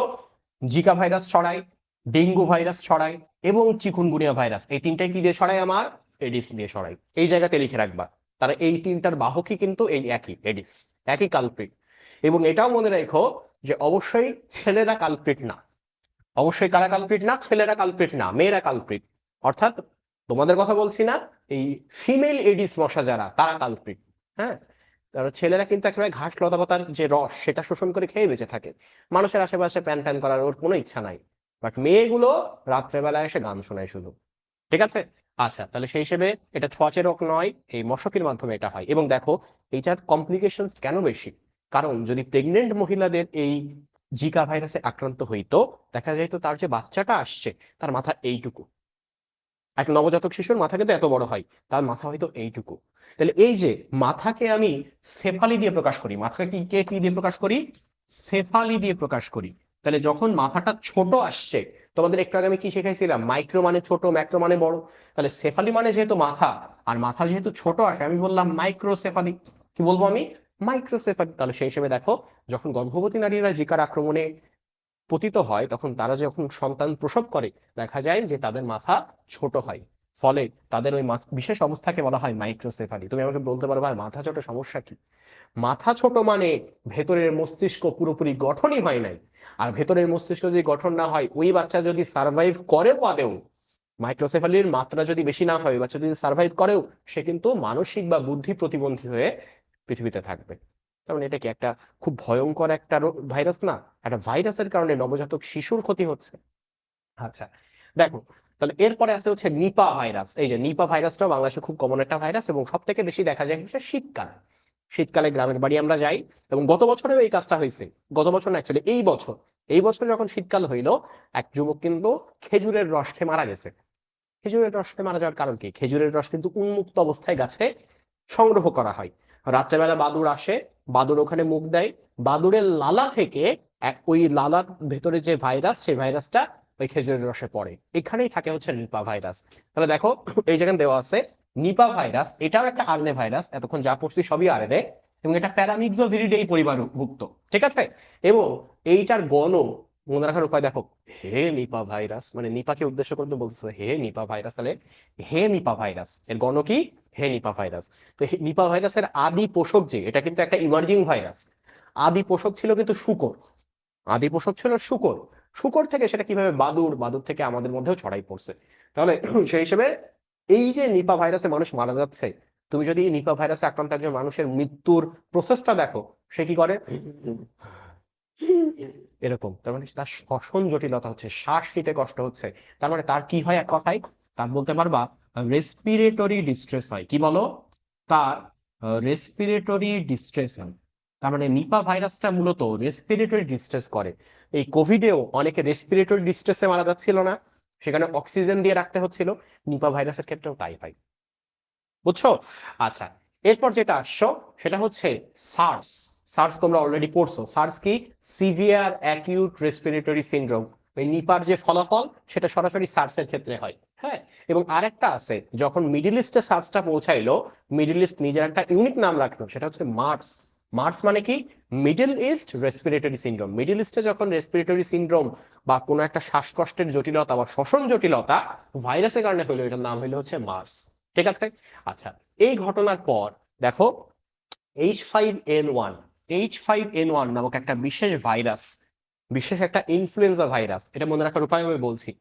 এই ইনফ্লুয়েঞ্জা ভাইরাসটা বাংলাদেশের খামারে খামারে ছড়াই পড়লো। যেখানে ছড়াইলো ওইখানকার খামারের একদম পথে বসে গেল, কারণ এক রাতের মধ্যে পুরো মুরগি, পুরো হাঁস একেবারে সাবার। তাহলে এই যে বার্ড জাতীয় হাঁস বা মুরগি, যেগুলো বার্ড, এগুলোকে ইনফ্লুয়েঞ্জার মাধ্যমে যে মারা হচ্ছে, সেটা হচ্ছে আমার কোনটা বলো? Bird flu. তাহলে সেই হিসেবে তুমি মনে রাখবা, বার্ড ফ্লু যেটা, বার্ড ফ্লু যে ইনফ্লুয়েঞ্জা দিয়ে হয়, সেটা হচ্ছে H5N1। এখন কিভাবে মনে রাখবা H5N1? কারণ দেখো, ইনফ্লুয়েঞ্জার আরেকটা বিশেষ প্রকৃতি আছে, H1N1। কোনটা আছে? H1N1। কিভাবে মনে রাখবা? মনে রাখার উপায়টা হচ্ছে এইটা। এই যে H5N1 বলছে, ফাইভটা খেয়াল করো, ফাইভ কিভাবে আঁকা হয়? এইভাবে। তাহলে দেখো, মানে ভাবো অ্যাটলিস্ট, হ্যাঁ, কি হয়ে গেল? একটা পাখি হয়ে গেল না? অ্যাটলিস্ট বোঝা তো যাচ্ছে পাখি, আমি বুঝছি যে পাখি ভালো হয় নাই, হ্যাঁ, বাট বোঝা তো যাচ্ছে পাখি। তাহলে সেই হিসেবে যখনই ফাইভ আসবে, তখনই বুঝবো পাখি। পাখি মানে কি? বার্ড। তাহলে যখনই ফাইভ বলবে, H5N1, তার মানে সেটা কি বলো? Bird flu. তার মানে এইখানে ইনফ্লুয়েঞ্জা যেটা, সেটা বার্ড ফ্লু, পশু পাখির এই ক্ষেত্রে ক্ষতি করে, ঠিক আছে? আরেকটা ইনফ্লুয়েঞ্জা আছে, যেটা হচ্ছে H1N1। H1N1 মনে রাখার উপায় কি? দেখো, একজন মানুষের কি থাকে? এই যে দুইটা পা থাকে, তাহলে এই দুইটা পা, একটা পা এইখানে আর একটা এইখানে, তার মানে যারা দ্বিপদী, তাদের ক্ষেত্রে কোনটা হয়? H1N1। তাহলে এটাকে তুমি বলবা সোয়াইন ফ্লু। কি বলবো বলো এটাকে? Swine flu. কেন সোয়াইন ফ্লু বলছো? কারণ এটা আগে শুকরের খামারে ছিল, শুকর থেকে যারা শুকর খাইতো, তারা আস্তে আস্তে এটা অ্যাকোয়ার করে, ইমার্জড হয় মানুষের মধ্যে। এখন সোয়াইন ফ্লুটা কিন্তু মানুষকে আক্রমণ করে, কিন্তু বার্ড ফ্লু কিন্তু মানুষকে আক্রমণ করে না। তাহলে এখানে দেওয়া আছে যে সোয়াইন ফ্লু যেটা, হ্যাঁ, সোয়াইন ফ্লু, এটা কিন্তু H1N1, haemagglutinin type 1 neuraminidase type 1। আর এই ক্ষেত্রে হেমাগ্লুটিনিন টাইপ 5 নিউরামিনিডেস টাইপ 1। নামগুলো পড়তে পারলে এনাফ আমার মনে হয়। এরপর চলে আসো, এরপর আসছে হচ্ছে হেপাটাইটিস বি ভাইরাস। এখন একটা জিনিস জেনে রাখো, হেপাটাইটিস বি, এই যে হেপাটাইটিস বি, এটা হচ্ছে ব্লাড বর্ন। কি বললাম এটা? এটা ব্লাড বর্ন। তার মানে হেপাটাইটিস বিটা তখনই মানুষের ক্ষেত্রে বর্ন, হেপাটাইটিস বিটা তখনই একজন মানুষ আক্রান্ত হবে যদি সে কোনো আক্রান্ত ব্যক্তির কাছ থেকে রক্ত নিয়ে থাকে, যদি মাদকাসক্ত হয় এবং আক্রান্ত ব্যক্তির একই সুজ ব্যবহার করে, যদি মা হেপাটাইটিস বিতে আক্রান্ত হয়, তাহলে সন্তানও হেপাটাইটিস বিতে আক্রান্ত হবে। তার মানে এটা ব্লাডের মাধ্যমে ছড়ায়। এটা কিসের মাধ্যমে ছড়ায়? ব্লাডের মাধ্যমে ছড়ায়। কিন্তু হেপাটাইটিস এ এবং হেপাটাইটিস ই এরা কি বলতো? এরা ওরোফিকাল। এরা ওরোফিকাল, তার মানে এরা খাবারের মাধ্যমে ছড়ায়, এবং সেই খাবারে মলের মধ্যে যেসব জীবাণু থাকে সেসব জীবাণু থাকে। সব থেকে কমন উদাহরণ বলি, খেপে যেও না, ফুচকা। রাস্তার ধারে মামার চুলকানো ফুচকা খাও না, সেই ফুচকার মধ্যে এই ওরোফিকাল হেপাটাইটিস এ এবং হেপাটাইটিস ই এর জীবাণু থাকে। বুঝছো? তখন কি হয়, এই ওরোফিকাল হওয়ার কারণে মুখ দিয়ে এই জীবাণু ভেতরে ঢোকে, তোমার পৌষ্টিকতন্ত্রকে আক্রমণ করার মাধ্যমে তুমি হেপাটাইটিস এ বা ইতে আক্রান্ত হও। বুঝছো? আচ্ছা, তাহলে সেই হিসেবে দেখো হেপাটাইটিস বি যেটা, এটা যেহেতু ব্লাড বর্ন, ওটা যেটা করে সরাসরি আমাদের লিভারকে আক্রমণ করে। লিভারের প্রাইমারি আক্রমণে লিভারটা জন্ডিস হয়। জন্ডিস যদি কন্ট্রোল না করা যায়, দেখা যায় সেখান থেকে লিভার সিরোসিস হচ্ছে।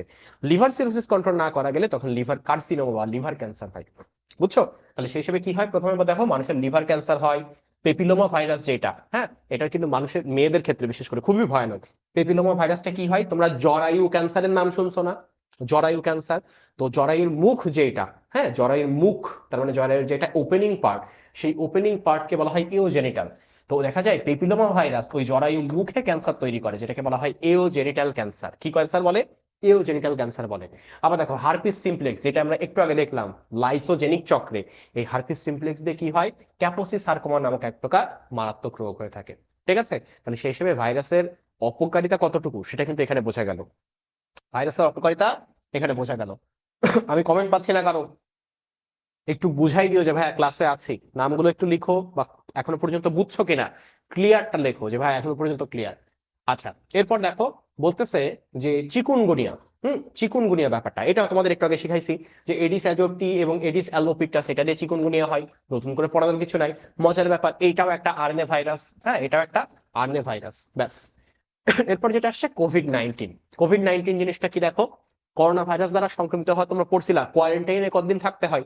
14 দিন। তার মানে তুমি বলতে পারবা কোভিড-19 এর শক্তিকাল 14 দিন, কোভিড-19 এর ইনকিউবেশন পিরিয়ড বা শক্তিকাল 14 দিন। একটু আগে কত পড়ে আসলাম জিকা ভাইরাসের ক্ষেত্রে, ইবোলা ভাইরাসের ক্ষেত্রে 2 থেকে 21 দিন, এখানে পড়ছে হচ্ছে 14 দিন। আচ্ছা, তো এই ক্ষেত্রে কি হয়, প্রথমে জ্বর প্রকাশ পায়, তারপর শুকনো কাশি, তারপর শ্বাসকষ্ট। হ্যাঁ, যদি কোনো একটা অদ্ভুত কারণে, আমি ঝিনাইদহে থাকতাম, আমার ঝিনাইদহে অনেকে কোভিডে আক্রান্ত হয়েছিল, ইভেন আমার একটা ফ্রেন্ডের বাবা মারা গেছিল। বাট কোনো কারণে আমাদের ফ্যামিলিতে কোভিডের কোনো লক্ষণ আমরা দেখি নাই, মানে কোনো লক্ষণ দেখি নাই। হ্যাঁ, যদিও আমার ইমিউনিটি সিস্টেম খুবই বাজে, আমার ইমিউনিটি সিস্টেমের অবস্থা আসলেই খারাপ। ছোটবেলায় মা আসলে মাটিতে রাখে নাই, একেবারে সেই কোলে কোলে মানুষ হয়েছি বলে ইমিউনিটি 12টা বেজে গেছে। হ্যাঁ, তো সেই কারণে ইমিউনিটি খারাপ বলে আমার বাবা মাও টেনশনে ছিল। বাট কোনো একটা অদ্ভুত কারণে আমাদের করোনা পর্যন্ত পৌঁছায় নাই। আচ্ছা, দেখো এরপর যেটা বলতেছে যে রোগাক্রান্ত মানুষকে আইসোলেশনে রাখতে হয়, সেটা তোমরা জানো, কোয়ারেন্টাইন বলেই বেশি পরিচিত হয়েছে। এবং 3 ফুট দূরে যে থাকতে হয়, এটাও তোমরা জানো। বলতে পারো ভাই এইসব জিনিস কেন পড়াচ্ছে, এই 3 ফুটটা একবার পরীক্ষায় আসছিল, সুতরাং তোমাদের ক্ষেত্রেও আসতে পারে। আচ্ছা, এরপর দেখো এই ক্ষেত্রে এরপর যেটা আসছে সেটা হচ্ছে যে কোভিড-19 টেস্ট করার জন্য, ওই যে দেখা যাচ্ছিল না নাকের মধ্যে মুখের মধ্যে কটন বাড টাইপের ঢুকাই দেওয়া হচ্ছিল, পরীক্ষার নাম কি? পরীক্ষার নাম হচ্ছে আরটিপিসিআর পরীক্ষা। আরটিপিসিআর পরীক্ষা মানে কি দেখো, আমি তোমাদের সবাই সহজে বোঝাই। পিসিআর যেটা, পিসিআর, এটাকে বলা হয় পলিমারেজ চেইন রিয়াকশন। এর মাধ্যমে কি করা হয়, এর মাধ্যমে তুমি যদি ডিএনএ, একটা ডিএনএ স্যাম্পল দাও, ও সেখান থেকে মাত্র 1 ঘন্টায় 1000 ডিএনএ তৈরি করে দেবে। কি তৈরি করবে বলো? 1000 ডিএনএ তৈরি করে দেবে। তার মানে আমি এক কথায় বলতে পারি যে তোমার কাছ থেকে যে স্যাম্পলটা নিলাম, তার মধ্যে যে ক্ষুদ্র একটা ডিএনএ আছে বা আরএনএ আছে করোনা ভাইরাসে, সেটা তো আমি মাইক্রোস্কোপ দিয়ে বা এক্স রে মাইক্রোস্কোপ দিয়ে নাও দেখতে পারি। তাহলে কি করা যায়, সংখ্যা বৃদ্ধি করা যায়। একটা সূচ চোখে পড়তে নাও পারে, তুমি এই ঘরে 1000 সূচ ছড়ায় দাও, তখন কিন্তু তোমার চোখে পড়বে। ফলে ওই জায়গাতে পিসিআর করা হয়, পলিমারেজ চেইন রিঅ্যাকশন। এর মাধ্যমে কি হয়, ডিএনএ সংখ্যা অল্প সময়ের মধ্যে অধিক করে ফেলা হয়। ঠিক আছে? এখন এটা তো ডিএনএ সংখ্যাকে অধিক করতে পারে, কিন্তু আমি যে কোভিড-19 এর কথা বললাম সেটা তো আরএনএ ভাইরাস। তাহলে আমার ওটা কি করতে হবে, ডিএনএ বানাইতে হবে। তাহলে তার জন্য সামনে আছে আরটি, সামনে আছে কি বলো, আরটি। তাহলে আরটি মানে হচ্ছে রিভার্স ট্রান্সক্রিপশন। আরটি মানে কি, রিভার্স ট্রান্সক্রিপশন। আমি জানি ট্রান্সক্রিপশনের ক্ষেত্রে কি হয় বলো, ডিএনএটা এমআরএনএ তে পরিণত হয়। কিসে পরিণত হয়? এমআরএনএ তে পরিণত হয় সাধারণ ট্রান্সক্রিপশনে। বা তুমি যদি রিভার্স ট্রান্সক্রিপ্টেজ এনজাইম ইউজ করো, তখন যেটা হবে, এই এমআরএনএ আবার রিভার্স ট্রান্সক্রিপ্টেজ এনজাইম দিয়ে রিভার্স ট্রান্সক্রিপশন করে ডিএনএ তে পরিণত হবে। তাহলে এখানে প্রসেসটা কি, আমার যে কোভিড-19 এর আরএনএ সেটাকে রিভার্স ট্রান্সক্রিপশন করে ডিএনএ পরিণত করা, সেই ক্ষুদ্র ডিএনএ চোখে পড়বে না বলে এই পলিমারেজ চেইন রিঅ্যাকশনে সেটাকে হাজার হাজার ডিএনএ তে পরিণত করে তারপর এক্সরে করে দেখা যে হ্যাঁ এটা আমার করোনা ভাইরাসের ডিএনএ কিনা। বুঝছো? এই জন্য বলা হয় হচ্ছে আরটিপিসিআর। আচ্ছা, আর যখন এই আরটিপিসিআর প্রসেসে কিন্তু সময় লাগে আরটিপিসিআর এ। সো আমরা যেটা করছিলাম, যখনই কোভিড পেশেন্ট আসছিল, সহজ ভাষায় আমরা বলতাম যে আপনি আপনার একটা বুকের এক্সরে করে আসেন। কেন? কারণ একটু আগে দেখো দেওয়া আছে যে এইখানে আক্রান্ত অঙ্গ, নোভেল করোনা ভাইরাস মূলত টার্গেট করে হচ্ছে শ্বসন তন্ত্র বা লাংসকে। কাকে টার্গেট করে বলো? শ্বসন তন্ত্র বা লাংসকে। যদি কোনো পেশেন্ট অ্যাকচুয়ালি কোভিডে আক্রান্ত হয় এবং তার মধ্যে কমপ্লিকেশনস দেখা দেয়, তখন কি হয়? তার শ্বাসকষ্ট শুরু হয় এবং সবার প্রথম লক্ষণ হচ্ছে নিউমোনিয়া। কি দেখো প্রথম লক্ষণ কি? নিউমোনিয়া। তো এই নিউমোনিয়া হইলেই আমরা তখন বুঝতাম, যেহেতু ওই সময়টাতে প্যান্ডামিক চলতেছে, আশেপাশে ঘর থেকে বের হইলেই আক্রান্ত হওয়ার সম্ভাবনা বেশি, আমরা নিউমোনিয়া দেখে বলতাম হ্যাঁ তাহলে আপনার যেহেতু কমপ্লিকেশন শুরু হয়েছে লাঙের, আমরা ধরে নিচ্ছি যে এটা নোভেল করোনা ভাইরাস, আপনাকে করোনার যে আমার চিকিৎসা সেটা আমরা শুরু করি, আর ততদিনে আপনার আরটিপিসিআর চলতে থাকুন। এই প্রসেসটার রেজাল্ট যতদিন না আসে আমরা ধরে নিচ্ছি আপনার করোনা আছে।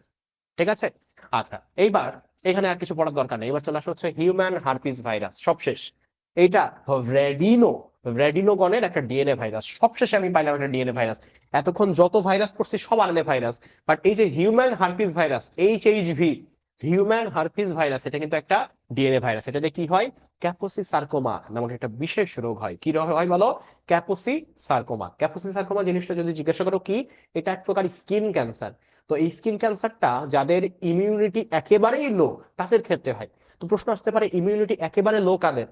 এই এইচআইভি তে আক্রান্ত, এইডস এ আক্রান্ত যেসব পেশেন্ট, এইচআইভি ভাইরাস দ্বারা বা এইডস রোগ হওয়া পেশেন্টদের ইমিউনিটি কম না, দেখা যায় এদের স্কিন সামান্য কিছু সংস্পর্শে আসলে সেখানে ক্ষত তৈরি হয়। মুখে ক্ষত, চোখে ক্ষত, সারা দেহে ক্ষত, জননাঙ্গে ক্ষত। হ্যাঁ, তো ওই যে বিশেষ ক্ষত তৈরি হচ্ছে, স্কিনে ক্যান্সার হচ্ছে, ওটাকে বলা হয় হচ্ছে ক্যাপোসি সার্কোমা। ক্লিয়ার? আচ্ছা। না, আমি করোনা টাইম অ্যাকচুয়ালি ডিউটি করি নাই, বাট পোস্ট করোনা টাইমে আমি ওয়ার্ডে অনেকবার গেছি। হ্যাঁ, পোস্ট করোনা টাইম বলতে তখনও করোনার পুরোপুরি প্রকোপ কমে নাই। এবং এই যে আমাদের এখন ওয়ার্ড চলতেছে থার্ড ইয়ারে, তো ওয়ার্ডে গিয়ে আমি একটা জিনিস বুঝলাম যে এই ওয়ার্ডে যদি কোনো একজন ডক্টর মাস্ক না পরে যায়, সে 7 থেকে 10 দিনের মধ্যে ওই ওয়ার্ডেরই কোনো একটা পেশেন্টের রোগে আক্রান্ত হবে। যক্ষ্মার রোগী আছে, নিউমোনিয়ার রোগী আছে। হ্যাঁ, গতকালকে এক চাচার কাছে গেছি, চাচাকে মানে আমাদের হিস্ট্রি নেওয়া লাগে পেশেন্টদের কাছ থেকে। তো এই হিস্ট্রির একটা অংশ হচ্ছে পার্সোনাল হিস্ট্রি। এখানে বলতে হয় যে ওই চাচা কি বা ওই পেশেন্ট কি, সে কি স্মোকার, সে কি অ্যালকোহলিক, বা তার অন্য কোনো বদ অভ্যাস আছে কিনা। তো চাচার আশেপাশে মানুষ জমেছে, আমি বলতেছি চাচা আপনি বিড়ি খান নাকি? চাচা বলে, না বাবু ছেড়ে দিছি। আমি বলি যে কতদিন আগে ছাড়ছেন? বলে, "ওই 1 সপ্তাহ বিড়ি খায়নি।" তো পরে জানা গেল যে চাচা গত 50 বছর ধরে বিড়ি খায়। হ্যাঁ, এবং তার ভাষ্য মতে সে জন্মের পর থেকেই হাতে বিড়ি দেখে আসছে, কিন্তু গত 1 সপ্তাহ সে বিড়ি খায় না। যদিও তার বৌমা পাশে বসেছিল, সে বললো যে না, গতদিন নাকি সে দেখছে যে বাথরুমের মধ্যে লুকাই লুকাই বিড়ি খাচ্ছে। এই হচ্ছে অবস্থা, বুঝছো? তাহলে মূল মূল এখান থেকে শিক্ষা কি? স্মোকিং করা যাবে না, স্মোকিং কজেস ক্যান্সার। এবার চলে আসো, তাহলে আমি বললাম না যে যখনই বলবে অর্থনৈতিক গুরুত্ব, আমার এই জায়গাতে কি করতে হবে? অপকারিতার সাথে উপকারিতা বলতে হবে। তাহলে উপকারিতা যখন আসছে দেখো, এটা মনে রাখতাম আমি বিপিপিজে দিয়ে। কি দিয়ে মনে রাখতাম? বিপিপিজে দিয়ে। তাহলে বিপিপিজে দিয়ে কি হয় দেখো, ভাইরাসের টিকা তৈরি হয়। ভাইরাসের কি তৈরি হয়? টিকা তৈরি হয়। বিতে হচ্ছে বসন্ত, পিতে পোলিও, পিতে প্লেগ, যেতে জলাতঙ্ক। এই যে রোগগুলো, এই রোগগুলোর প্রতিষেধক টিকা ওই ভাইরাসের বডি দিয়েই তৈরি হয়। যে ভাইরাস রোগ তৈরি করে ওই ভাইরাসের বডি দিয়েই কি তৈরি করা হয় বলো? প্রতিষেধক টিকা তৈরি করা হয়। তারপর দেখো, ভাইরাস হতে এই জন্ডিস রোগের টিকা তৈরি করা হয়। জন্ডিসকে আলাদাভাবে দেখানো হয়েছে। জন্ডিস যে রোগটা, এই রোগটা টিকাও কিন্তু ওই জন্ডিসের ভাইরাস থেকেই তৈরি করা হচ্ছে। এরপর দেখো, কলেরা, টাইফয়েড, আমাশয় ইত্যাদি রোগের ঔষধ তৈরিতে, এখন তুমি আমাকে বলতে পারো ভাইয়া এই অংশগুলো এর মধ্যে কেন ঢুকাই দেয় নাই? দেখো, টিকা এবং ঔষধ আলাদা।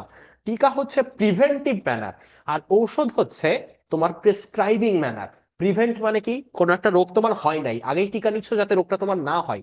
প্রেসক্রাইবিং ম্যানার কেন বললাম? রোগটা তোমার হয়ে গেছে, এখন কোন ওষুধ প্রেসক্রাইব করলে তুমি ঠিক হবা, সেটা হচ্ছে ঔষধ। ঠিক আছে? তাহলে ঔষধের ক্ষেত্রে কি কি আছে দেখো, কলেরা, টাইফয়েড এবং আমাশয় সবই পেটের রোগ। এইগুলোর ঔষধ তৈরিতে ব্যাকটেরিওফাজ ভাইরাস ব্যবহার করা হয়। তার মানে এই ব্যাকটেরিওফাজ ভাইরাস গুলো কি হয়? এগুলো কিন্তু ব্যাকটেরিয়া ঘটিত রোগ, তাই না? তাহলে এর ভেতরে গিয়ে ওই ব্যাকটেরিয়াগুলোকে এই ব্যাকটেরিয়াফাজ ভাইরাস ধ্বংস করে দেয়। আর এই ব্যাকটেরিয়াফাজ ভাইরাস আমাদের ক্ষতি করে না, এমন ভাবে এই ব্যাকটেরিয়াফাজ ভাইরাস তৈরি, মানে আমাদের ক্ষতি না করলেও পেটের মধ্যে থাকা ব্যাকটেরিয়ার ক্ষতি করে আমাদেরকে রোগমুক্ত করে। এটা একটা ঔষধ, ঠিক আছে? আবার কি দেখো, এখন জেনেটিক প্রকৌশলে ভেক্টর হিসেবে ইউজ করা হয়। কি হিসেবে ইউজ করা হয় বলো? ভেক্টর হিসেবে, বাহক হিসেবে এটাকে ইউজ করা হচ্ছে। আবার কি দেখো, ক্ষতিকর ব্যাকটেরিয়া নিয়ন্ত্রণে এমন ভাইরাস ব্যবহার করা হয় যে ফসলের ক্ষতি হবে না, ফসলে থাকা ব্যাকটেরিয়া মারা যাবে। তাহলে কি সেটা আমাদের এটা উপকারিতা পাইলাম না ভাইরাস দিয়ে? আবার দেখো কি বলতেছে, যে কতিপয় ক্ষতিকারক কীটপতঙ্গ দমনেও ভাইরাসের ভূমিকা আছে। যেমন যুক্তরাষ্ট্রে একটা বিশেষ ভাইরাস ঢোকানো হয়েছে, এনপিভি ভাইরাস, যদিও এটা অ্যাকচুয়ালি ক্ষতিকর প্রমাণিত হয়েছে এখন। এনপিভি মানে কি? এনপিভি হচ্ছে নিউক্লিয়ার পলিহাইড্রোসিস ভাইরাস। নিউক্লিয়ার পলিহাইড্রোসিস ভাইরাস এইটা যেখানেই ব্যাকটেরিয়া পাইতো ফসলের মধ্যে, তার নিউক্লিয়াসকে ভেঙে টুকরো টুকরো করে দিত, কিন্তু নিজে ফসলের ক্ষতি করতো না। ফলে দেখা যাইতো যে ওই জায়গায় ফসলে সামান্য ভাইরাস ছড়াই দিলে সেই ভাইরাস নিজেই সংখ্যা বৃদ্ধি করে কি করতেছে বলো? পুরো ব্যাকটেরিয়াকে ধ্বংস করে দিতেছে। বুঝছো? তাহলে এটাকে বলা হচ্ছে এনপিভি ভাইরাস।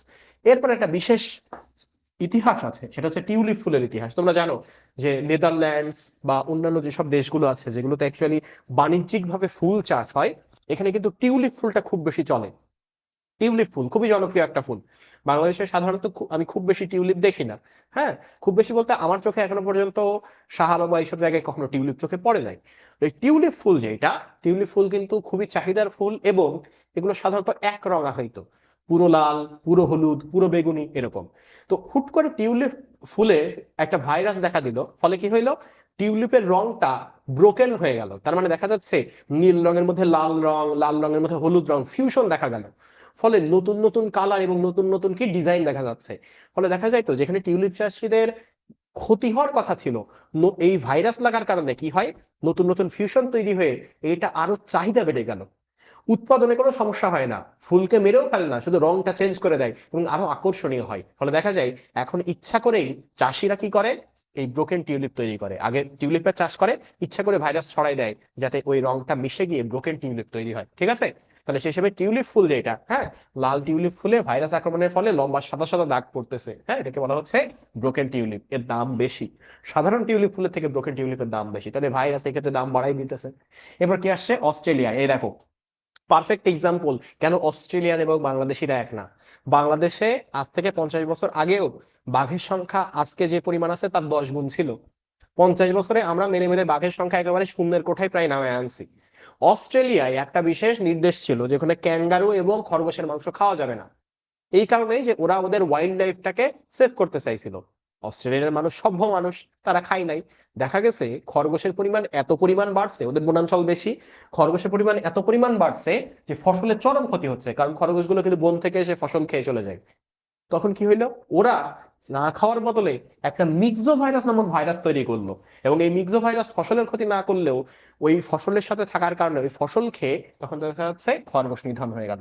আমার মতামত, মিক্সো ভাইরাসের বদলে যদি বাঙালি ভাইরাসের মধ্যে ছড়াই দেওয়া যাইতো, মনে করো 100 বাঙালি অস্ট্রেলিয়ায় ছেড়ে দেওয়া হইলো এবং বলা হইলো তোদের কাজ হচ্ছে সকাল, দুপুর এবং রাত্রেবেলা শুধু খরগোশ খাওয়া, ধরবি আর খাবি, আমার মনে হয় না মিক্সো ভাইরাসের কোনো দরকার ছিল। বুঝছো? আচ্ছা, এরপর দেখো, এবার আসে হচ্ছে ভাইরাসের রোগ নিয়ন্ত্রণ। তো আমরা একটা কথা বলছিলাম যে আমরা অ্যান্টিবায়োটিক দিয়ে কিন্তু ভাইরাসকে প্রতিরোধ করতে পারি না। তাহলে ভাইরাসকে যদি প্রতিরোধ করতে চাই তার পদ্ধতিটা কি হবে? প্রথম পদ্ধতি হচ্ছে ভাইরাসকে প্রতিরোধ করা, আক্রান্ত হওয়ার আগেই টিকা দিয়ে রাখা, তাই না? তাহলে প্রথম পদ্ধতি হচ্ছে ভ্যাকসিনেশন বা টিকা প্রদান করা। এর ফলে কি হয়? দেহের ইমিউন সিস্টেম এমন ভাবে শক্তিশালী হয় যে ওই ভাইরাস আক্রান্ত করতে আসলেও আমি আক্রান্ত হব না। এটা হচ্ছে প্রতিরোধ ব্যবস্থা বা প্রিভেন্টিভ ম্যানার। কিন্তু তুমি যদি আক্রান্ত হয়ে যাও, এখন তুমি জানো যে প্রতিরোধ ব্যবস্থা দিয়ে লাভ নাই, কারণ তুমি আক্রান্ত হয়ে আছো, তখন তোমাকে অ্যান্টি ভাইরাল ঔষধ দিতে হবে। কি নিতে হবে বলো? অ্যান্টি ভাইরাল, অর্থাৎ ভাইরাসকে প্রতিরোধ করে যে ঔষধ। তো এরকম একটা অ্যান্টিভাইরাল, সব থেকে কমন অ্যান্টিভাইরাল হচ্ছে ইন্টারফেরন। কোনটা বলো? ইন্টারফেরন সব থেকে কমন অ্যান্টিভাইরাল। এইচআইভি পেশেন্টদেরকেও আমরা ইন্টারফেরন সাজেস্ট করি। হ্যাঁ, অনেক হচ্ছে মেডিকেশন আছে, বাট ইন্টারফেরন থাকে ওইসব মেডিকেশনের মধ্যে। তাহলে ইন্টারফেরন কি? একটা অ্যান্টিভাইরাল ড্রাগ। তাহলে ইন্টারফেরন কি করতে পারে? ভাইরাসকে নিষ্ক্রিয় করতে পারে, তাই না? তাহলে নিষ্ক্রিয় করে রাখতে পারে। অ্যান্টিভাইরাল ড্রাগ একটা নির্দিষ্ট মাত্রায় খেয়ে যাইতে হয়, ফলে ভাইরাসটা তোমার দেহকে আর আক্রমণ করতে পারে না। ঠিক আছে? আচ্ছা, ব্যাস। এরপর দেখো, চলে আসে হচ্ছে উদ্ভিদ এবং প্রাণী দেহে রোগ সৃষ্টিকারী কয়েকটি ভাইরাস সম্পর্কে এই জায়গাতে বলছে। আমরা আজকে এই পর্যন্তই পড়বো অ্যাকচুয়ালি। হুম, 1 ঘন্টায় ক্লাস দেবো। আমি এর পরের যে ক্লাসটা সেটা একটু বড় করে করব, সমস্যা নাই। এরপরে যে তৃতীয় ক্লাস, ওই জায়গাতে আমরা ব্যাকটেরিয়া এবং শেষে যে আমার হচ্ছে ম্যালেরিয়া অংশটা ছিল, হ্যাঁ ওই অংশটা আমরা শেষ করে ফেলবো, সমস্যা নেই। তাহলে এখানে দেখো উদ্ভিদ এবং প্রাণীদেহে ভিন্ন ভিন্ন রোগের ব্যাপারে বলা হয়েছে। এই ঠাডা মুখস্থ করে যাইতে হবে। কি করতে হবে? ঠাডা মুখস্থ। দেখো উদ্ভিদে কি কি রোগ হয়, জাস্ট এইটা করবা। প্রথমে বলছে টাবাকু, টাবাকুর কি রোগ হয়? Mosaic virus. বিনের কি হয়? Mosaic virus. পটেটোর কি হয়? Mosaic virus. তাহলে তুমি পাইলা যে আলু, তারপর পাইলা সিম এবং তামাক। আলু, সিম, তামাক তিনটার ক্ষেত্রে কোন ভাইরাস হয় বলো? আমার মোজাইক ভাইরাস হয়। হয়ে গেল, ব্যাস। এবার চলে আসা হচ্ছে বুশিস্ট্যান্ড। বুশিস্ট্যান্ড কার ক্ষেত্রে হয়? এই যে দেখো টমেটোর বুশিস্ট্যান্ড ভাইরাস কোনটা বলো? টমেটোর ক্ষেত্রে বুশিস্ট্যান্ড হয়। ধানের কোনটা হয়? ধানের দেখো টুংরো ভাইরাস। ধানের কোনটা হয়? টুংরো। তাহলে এই টুংরো দেখে ধান মনে রাখার কিন্তু উপায় নাই, বাট তোমার এটা মনে রাখতে হবে ধান টুকরো টুকরো থাকে, তাই টুংরো ভাইরাস। টমেটো একটা ঝোপের মতো, বুশের মতো, তাই টমেটোর ক্ষেত্রে বুশিস্ট্যান্ড ভাইরাস। ঠিক আছে। আচ্ছা এইবার বান্দর মাঝে মাঝে দেখো না কলা খায়, তো বান্দর কলা খাইলে কোন জায়গায় রিলেটেবল লাগে? যদিও কলা গাছে উঠে কলা খায়, তাইলে যদি কলা গাছের উপরে একদম কলা গাছের টপে বানর কলা খায়, তখন সেটাকে আমি বলবো বাঞ্চি টপ ভাইরাস। কি ভাইরাস বলো? বাঞ্চি টপ। তাহলে এটা কোন ক্ষেত্রে হয়? কলার ক্ষেত্রে হয়। ব্যাস, তোমার নামগুলো মনে রাখলেই হচ্ছে। এই জায়গাতে এইগুলোর সাইন্টিফিক নেম আছে। অনেকে জিজ্ঞাসা করো ভাই এটা পড়া লাগবে? ভাই আমি নিজে পড়ি নাই, তোদের পড়তে বললে অন্যায় হবে, বুঝছো? আসবে না, আসলে সহজ ভাষায় আসবে। এইবার চলে আসা হচ্ছে মানুষ বা প্রাণী দেখে কি কি রোগ তৈরি হয় সেগুলো একটু দেখি। ঠিক আছে। বলতেছে যে হুম দেখো প্রথমে যেটা ভাইরাসের নাম, একটা হচ্ছে এইচআইভি ভাইরাস। এখন আমরা জানি এইচআইভি ভাইরাসটা কোন রোগ তৈরি করে। ভাইরাসের নাম এইচআইভি, রোগ তৈরি করে যেটা হচ্ছে এইডস। এইডস কিন্তু অ্যাকচুয়ালি নিজে কোনো রোগ না, ও ইমিউনিটি কমিয়ে দেয়, ফলে সর্দি জ্বর, ডায়রিয়া, ওয়েট লস সব হইতে থাকে। মানে এগুলো অনেকগুলো সিমটমস এর সমষ্টি। এরপর দেখো কি আসছে, ফ্লাভি ভাইরাস। আমরা পড়ছিলাম ফ্লাভি ভাইরাস যেটা, সেটা কিন্তু ডেঙ্গু বা ডেঙ্গি জ্বর তৈরি করে, এটা তোমরা জানো। এবং আমরা এটাও পড়ছি যে জিকা ভাইরাস একটা ফ্লাভি ভাইরাস, চিকুনগুনি একটা ফ্লাভি ভাইরাস পড়ছি আমরা। এরপর দেখো ইনফ্লুয়েঞ্জা H5N1, এই দেখো 5 আছে, 5 দেখি শিখাইলাম, পাখিয়ে খাইলাম না, তাহলে এটা কি বার্ড ফ্লু হবে না সোয়াইন ফ্লু হবে? এই দেখো দেওয়া আছে বার্ড ফ্লু, দেখছো? আচ্ছা এরপর দেখো চিকুনগুনিয়া ভাইরাস যেটা, সেটা কি করে? সরাসরি চিকুনগুনিয়া রোগ তৈরি করে। যেগুলো দরকার সেগুলো আমি বলছি। এর মধ্যে একটা জিনিস মনে রাখো, এই যে H5N1 ইনফ্লুয়েঞ্জা ভাইরাস, এটা কিন্তু পোষক দেহ হাঁস মুরগি পাখি, এখানে কিন্তু পোষক দেহে মানুষ নাই। তার মানে বার্ড ফ্লু কিন্তু মানুষের হয় না। বার্ড ফ্লু এই গবাদি পশু, বিশেষ করে হাঁস মুরগি যেগুলো, সেগুলোর ক্ষেত্রে হয়। আচ্ছা এরপর দেখো ইনফ্লুয়েঞ্জা H1N1, এই যে দুইটা পা রয়েছে, তার মানে এটা মানুষের ক্ষেত্রে হইতে পারে, বাট মানুষের আগে এইটা শুকরে ছড়াইছিল, কারণ শুকরের ক্ষেত্রে হইতে পারে, তাই এটাকে আমি বলতে পারবো শুকরের নাম অনুসারে সোয়াইন ফ্লু। ঠিক আছে। নিপা ভাইরাস, এটাও মানুষের হয়। নিপা ভাইরাসের কারণে কি হয়? সার্স, এই যে সিভিয়ার অ্যাকিউট রেসপিরেটরি সিনড্রোম, শ্বসন জটিলতা বললাম না, তাহলে এটা কিসের মাধ্যমে হয়? নিপা ভাইরাসের কারণে। এইবার একটা মেজর জিনিস আসছে, র্যাবিস ভাইরাস। র্যাবিস ভাইরাস যেটার কারণে কি হয় বলো? মানুষের জলাতঙ্ক হয়। তোমরা জানো কিনা জানি না, আমি একবার জলাতঙ্ক পেশেন্ট দেখছিলাম। এবং আমি তারপর থেকে একটা জিনিস জানি যে মৃত্যুর অনেক ফর্ম আছে, বাট জলাতঙ্কের থেকে ভয়ঙ্কর মৃত্যু দুইটার। একটা হচ্ছে যেই পেশেন্টের ক্যান্সার হয়েছে এবং সে কেমোথেরাপি নিচ্ছে, এইটা জেনেও যে সে মারা যাবে, সে আশা করতেছে যে কোনো একটা মিরাকল ঘটবে, খুবই একটা পেইনফুল মেডিকেশন প্রসেস। আর দ্বিতীয়ত হচ্ছে র্যাবিস। র্যাবিসে আক্রান্ত মানুষ, সে নিশ্চিত মারা যাবে, এবং সে যে ভয়ানক পদ্ধতিতে মারা যায় সেটা আসলে বর্ণনার বাইরে। র্যাবিসে আক্রান্ত হয়েছে, পানি খাইতে পারতেছে না, এইটুকুই জানো তোমরা। কিন্তু মৃত্যুর আগ মুহূর্তে কি হয় আমি বলি। মৃত্যুর 7 থেকে 10 দিন আগে, অর্থাৎ 1 সপ্তাহ বা তার একটু বেশি দিন আগে থেকে এই মানুষটা পাগল হয়ে যায়। যে মানুষটা র্যাবিসে আক্রান্ত হয়েছে, পাগল হওয়ার পর ও কি করে? হুট করে 2 পায়ে চলার বদলে 4 হাত পায়ে চলা শুরু করে, কুকুরের মতো। ইভেন কুকুরের মতো ডাকাডাকিও শুরু করে। তখন যেটা হয় যে ও যদি কাউকে কামড়ায়, সেও কিন্তু র্যাবিসে আক্রান্ত হবে। সে কারণে তাকে একটা বদ্ধ ঘরে রাখা হয়। সে লোক গায়ে কাপড় রাখতে পারে না, গায়ে কাপড় চোপড় খুলে ফেলে, হ্যাঁ একেবারে পশুর মতো আচরণ শুরু করে, কাউকে চিনতে পারে না, চোখ ঘোলাটে হয়ে যায়, বুঝছো? এবং দেখা যায় পানি তো খাইতে পারতেছেই না, পানির পিপাসায়, হ্যাঁ, ডিহাইড্রেশনে, এবং এই যে আচরণ করতেছে পশু পাখির মতো, একটা সময় ওই বদ্ধ ঘরের মধ্যে মারা যায়। বাংলাদেশে খুব কমন একটা মৃত্যু হচ্ছে জলাতঙ্কের মৃত্যু, এবং জলাতঙ্কের মৃত্যুগুলো খুবই পেইনফুল মৃত্যু হয়। হ্যাঁ, আত্মীয় স্বজন এদের সহ্য করতে পারে না, মানে ওরা শুধু কামনা করে যে কোন একটা পর্যায়ে আসে যখন নিজের আত্মীয় স্বজন, নিজের মা কামনা করে যে আমার সন্তান মারা যাক। এই হচ্ছে র্যাবিস ভাইরাস আক্রান্ত জলাতঙ্ক, এমন একটা রোগ, বুঝছো? আচ্ছা এরপর দেখো ভেরিওলা ভাইরাস। ঠিক আছে। তাহলে ভেরিওলা ভাইরাসটা কি? দেখো গুটি বসন্ত বা স্মল পক্স, এইটা আমার এটা হয় না অ্যাকচুয়ালি, আমার চিকেন পক্স হয়েছিল, তো স্মল পক্স। মনে রাখার উপায় কি? মনে রাখবা ভেরি স্মল। কি মনে রাখবা? Very small. বলে মনে রাখবা ভেরিওলা ভাইরাসে কি হয়? স্মল। স্মল পক্স হয়, গুটি বসন্ত হয়। এরপর দেখো ভেরিসেলা জোস্টার ভাইরাস। ভেরিসেলা জোস্টার ভাইরাস এর কারণে আবার হয় হচ্ছে চিকেন পক্স। দুইটার মধ্যে প্রচুর গোলানোর একটা পদ্ধতি আছে। তো আমি এখানে মনে রাখবো যেভাবে, সেটা হচ্ছে চিকেন যখন ঝোল দিয়ে রান্না করা হয় তখন তুমি কি বলবা? চিকেন খুব জুসি। চিকেন কি বলবা? চিকেনটা কি বলো? খুব জুসি, তাই না? চিকেন জুসি হয়। তাহলে সেই হিসেবে তুমি বলবা জোস্টা। যখনই বলবা শুধু ভেরিওলা ভাইরাস তার মানে ভেরি স্মল, বাট যে বলবে ভেরিসেলা জোস্টার তাহলে জোস তো, চিকেনের জুসটা জোস তো, তাহলে সেই হিসেবে চিকেন পক্স। চিকেন পক্স কোনটা? জল বসন্ত। এরপর দেখো অ্যাডিনো ভাইরাস। অ্যাডিনো ভাইরাসের কারণে হয় ভাইরাল নিউমোনিয়া। মজার একটা ব্যাপার বলি, নিউমোনিয়া কিন্তু আমার ব্যাকটেরিয়া দিয়েও হইতে পারে, বাট যদি বলে অ্যাডিনো ভাইরাসে আক্রান্ত হয়েছে তখন যে নিউমোনিয়া হবে সেটাকে শুধু নিউমোনিয়া বললে ভুল। আমি এটাকে বলবো ভাইরাল নিউমোনিয়া। আমাকে নিশ্চিত করে দিতে হবে যে এই নিউমোনিয়াটা অ্যাকচুয়ালি ভাইরাস দিয়ে হয়েছে। ঠিক আছে? আচ্ছা, এরপর কোনটা আসছে? Ebola virus. আমাদের শেখাইছিলাম ইবোলাতে কোষ লাইসিস হয়, তা দেখো দেখছে কোষের লাইসিস। ঠিক আছে? এইবার আসছে দেখো রাইনো ভাইরাস। কি ভাইরাস? Rhino virus. এখন তোমরা আমাকে বলো গন্ডারের ইংরেজি কি? তোমরা আমাকে বলো গন্ডারের ইংরেজি কি? দ্রুত বলো গন্ডারের ইংরেজি কি?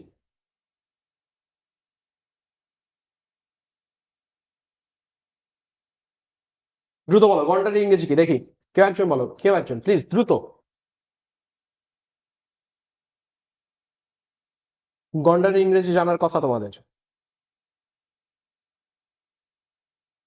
জানো না? আচ্ছা, এ বড়ই হতাশার কথা। তাহলে দেখো গন্ডার মানে কিন্তু হচ্ছে রাইনোসেরাস। অনেকে শুধু রাইনোই বলে এখন, রাইনোসেরাস। গন্ডারের একটা বিশেষ বৈশিষ্ট্য কি? নাকের উপরে এরকম একটা শিং থাকে, দেখছো না? গন্ডারের উপর নাকের এরকম একটা শিং থাকে, এবং গন্ডার যখন মারা হইতো তখন কিন্তু এই নাকের শিংটার জন্যই মারা হইতো, চামড়ার জন্য না। বলে না গন্ডারের চামড়া খুবই পুরু হয়, সেখানে তুমি যদি গন্ডারকে সরাসরি শুট করো গন্ডার কিন্তু মরবে না। গন্ডার কোনোভাবে মরবে না। গন্ডার শিকারীরা দুইটা টাইমে অপেক্ষা করতো, কখন গন্ডার হাই তুলবে আর কখন গন্ডার লেজ তুলবে, এই দুইটা টাইমে ওরা গন্ডারকে মারতো। বুঝছো? তো এই গন্ডারের এই যে নাকের যে শিংয়ের মতো অংশটা, এটা অ্যাকচুয়ালি কোনো শিং না, চুল শক্ত হয়ে এরকম হইতো এবং শিংয়ের মতোই শক্ত হয়ে যাইতো। এই আরব দেশের আমিররা ভাবতো এইটা যদি গুঁড়ো করে খাওয়া হয় তাহলে তাদের পুরুষত্ব বাড়বে। ওদের চাহিদার কারণেই এই সব চোরা শিকারীরা গন্ডার মেরে সাফ করে দিয়েছে। একসময় বাংলাদেশে গন্ডার ছিল, নেই হয়ে গেছে। তাহলে এখন এই যে গন্ডারের যে নাকে থাকে হচ্ছে আমার এরকম একটা শিং। তাহলে যখন আমার সর্দি হয়, সর্দিতে আমার মেইন সমস্যা কোন জায়গায় হয়? নাকে হয় না? তাহলে নাক থেকেই কিন্তু এই রাইনো শব্দটা, অর্থাৎ এই যে গন্ডারের ওই নাকের ব্যাপারটা আসছে। সেই কারণে যখনই বলবে সাধারণ সর্দি কিসের কারণে হয়, মনে রাখবা সাধারণ সর্দি অনেকগুলো ভাইরাসের কারণে হয়। মেইন যে ভাইরাসটা সেটা হচ্ছে রাইনো ভাইরাস, কারণ রাইনো কোথায় থাকে? রাইনোর মূল জিনিসটা তার নাকে, তাহলে নাকে যে ভাইরাসটা লাগে সেটা হচ্ছে রাইনো ভাইরাস। বুঝছো? আচ্ছা, এবার আসছে হচ্ছে রুবিওলা ভাইরাস। রুবিওলা ভাইরাস দিয়ে কোনটা হয়? হাম। হ্যাঁ, রুবির হাম হয়েছে, এটাতে মনে রাখতাম রুবিওলা ভাইরাস। পোলিও। পোলিও দিয়ে যে রোগ হয় সেটাকে বলা হয় পোলিও মাইলাইটিস। পেশেন্ট পোলিওতে আক্রান্ত হইলে, এখন পোলিওর হার খুবই কম, তারপরে যদি আসে আমরা দেখি যে পেশেন্টের বুদ্ধির সমস্যা আছে, মানসিক প্রতিবন্ধী, পেশেন্ট শ্বাস নিতে পারছে না। তৃতীয়ত একটা সমস্যা হতে পারে পেশেন্টের ভেতরে অন্ত্রে কোনো সমস্যা হয়েছে, ক্ষুদ্রান্ত বা বৃহৎ অন্ত্রে। হ্যাঁ, তাহলে পোলিও ভাইরাস দিয়ে যে রোগ হয় এটাকে আমি বলবো হচ্ছে পোলিও মাইলাইটিস। ইনফ্লুয়েঞ্জা ভাইরাস দিয়ে ইনফ্লুয়েঞ্জা হয়, সহজ কথা। হারপিস ভাইরাস দিয়ে হারপিস হয়, নামেই পরিচয়। তারপর কোনটা আসে? Hepatitis B virus. সহজ ভাষায় হেপাটাইটিস বি দিয়ে কোনটা হয় বলো? আগে হয় জন্ডিস। জন্ডিস ট্রিট না করলে করা হইলে liver cirrhosis. Liver cirrhosis treat না করা হইলে লিভার ক্যান্সার হয়। ঠিক আছে?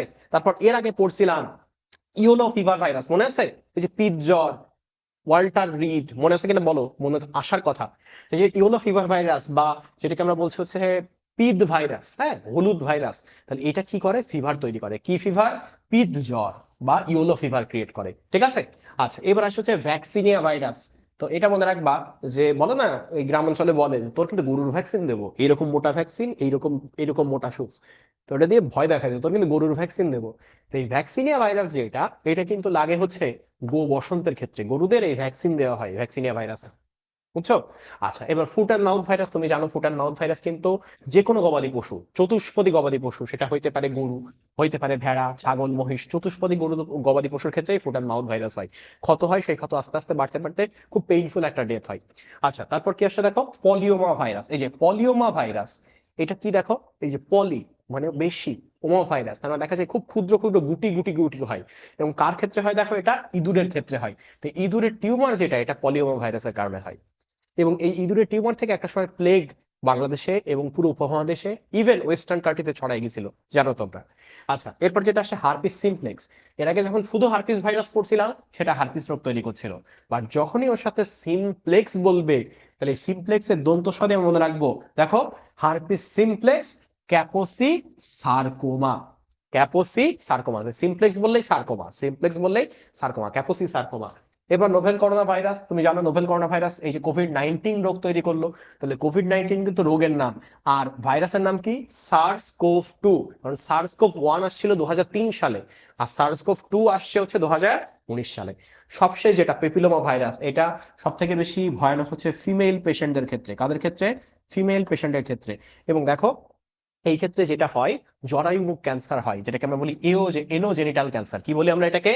এনোজেনিটাল ক্যান্সার বলি, তাই না? আচ্ছা, ব্যাস। এই ছক একদম হেফস করে তোমার পরীক্ষার হলে যাইতে হবে, এমসিকিউতে এই ছক আসবে আসবে আসবে। ঠিক আছে। আচ্ছা, এবার দেখো ভাইরাস জনিত রোগ সম্পর্কে বলা হয়েছে। প্রথমে হচ্ছে ভাইরাল হেপাটাইটিস। তুমি জানো যে কোন একটা শব্দের শেষে, দেখো কোন একটা শব্দের শেষে যদি আইটিইএস, এই আইটিস থাকে, তার মানে তুমি প্রদাহ বলতে পারো। কি বলতে পারো? প্রদাহ বলতে পারো। হ্যাঁ, যদি তোমার লিভারে প্রদাহ থাকে, হেপাটাইটিস বললা।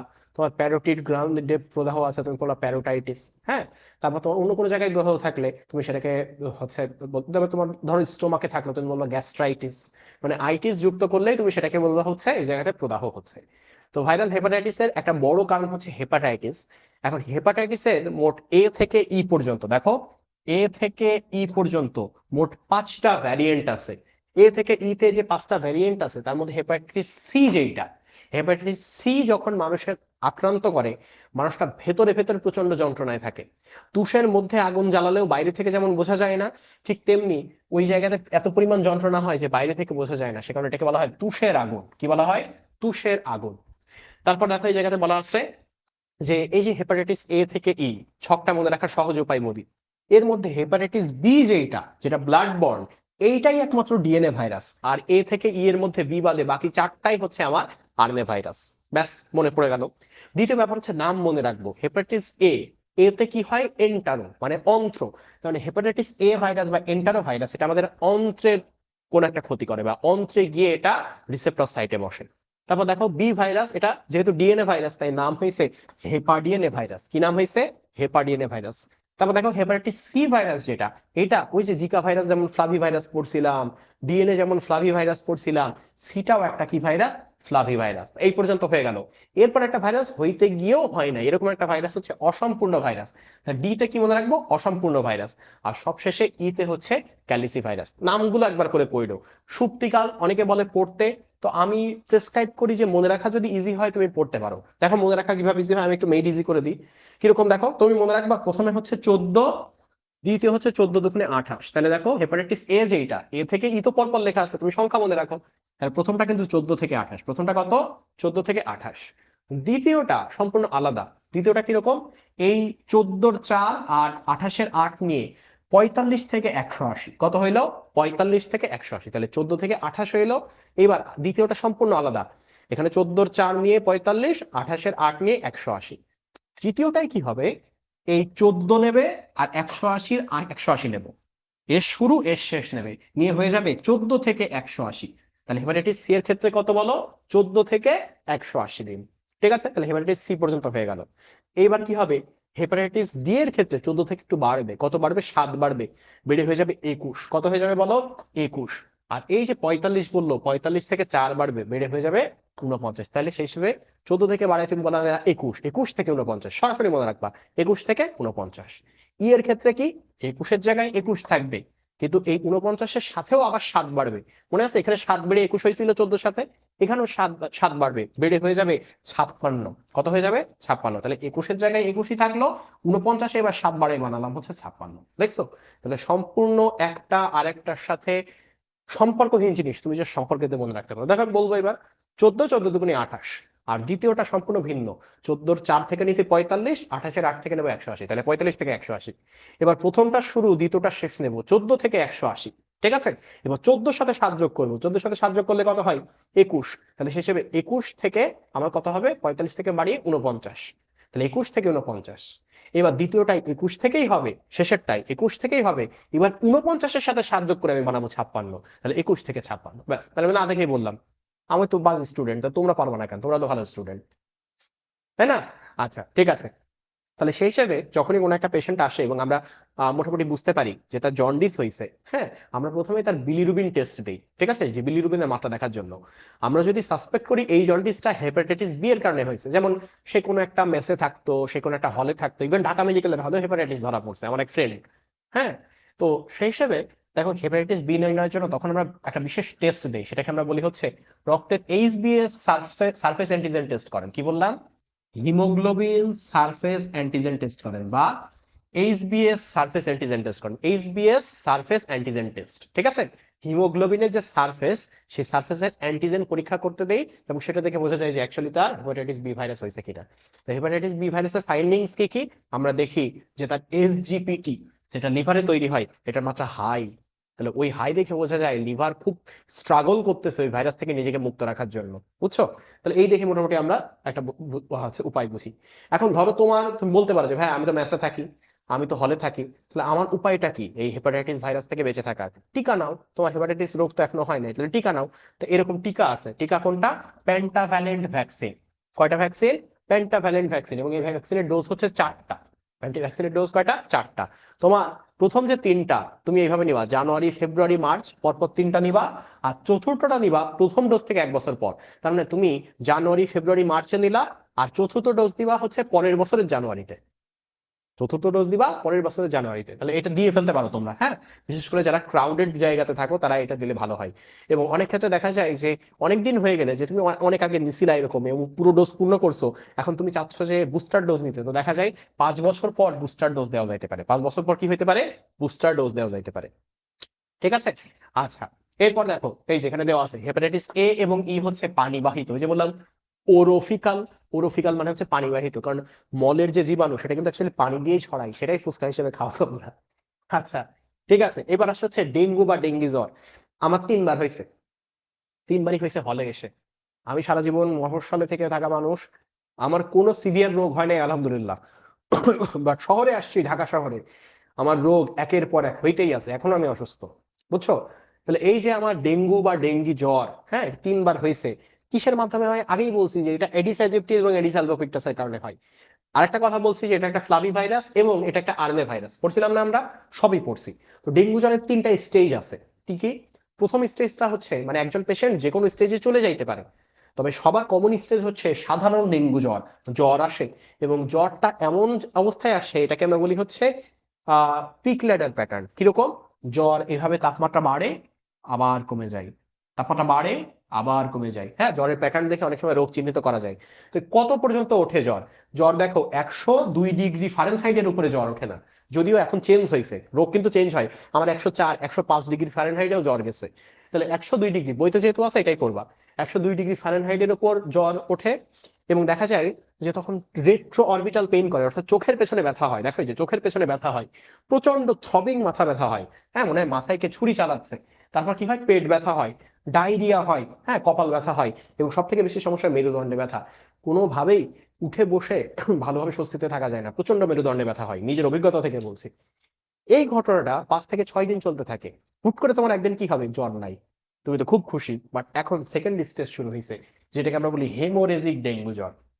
কি হইতে পারে? এইবার হুট করে তোমার ব্লিডিং শুরু হয়েছে। ব্লিডিং কিভাবে হচ্ছে? তোমার দাঁতের মাড়ি থেকে ব্লিডিং হচ্ছে, চোখ থেকে বা চোখের যে এই যে মিউকাস, এই এই অংশ থেকে ব্লিডিং হওয়া শুরু করছে, বুঝছো? তুমি বাথরুমে যাচ্ছ, দেখতেছো বাথরুমের সাথে ব্লিডিং যাচ্ছে। ঠিক আছে, তাহলে ওইটাকে বলা হয় হেমোরেজিক ডেঙ্গু জ্বর। এই সাধারণ ডেঙ্গু জ্বরের থেকে বেশি জটিল একটা অবস্থা হেমোরেজিক ডেঙ্গু জ্বর। দাঁতের মাড়ি, মুখ, নাক, হ্যাঁ, ত্বকের নিচে কিভাবে বোঝা যায়? লাল হয়ে যায়। স্কিন ইনট্যাক্ট, ত্বকের নিচে লাল হয়ে গেছে, তার মানে ওই জায়গাতে হেমোরেজ হয়েছে, ত্বকের নিচে তুমি টের পাচ্ছ না। হ্যাঁ, তো এই জায়গাতে আমার হেমোরেজিক ডেঙ্গু জ্বর হয়, এবং এই টাইমটাতে আমরা আমার আমার দিনে 3বার করে ব্লাড টেস্ট করতে হতো। আমি 10 দিন এরকম 3বার করে ব্লাড টেস্ট করছি, তার মানে প্রতিদিন রক্ত দিয়ে আসতাম, প্রতি সময় রক্ত দিয়ে আসতাম। হ্যাঁ, দিনে 3 বার করে রক্ত দিয়ে আসতাম, 30 বার আমি 10 দিনে রক্ত দিয়েছি।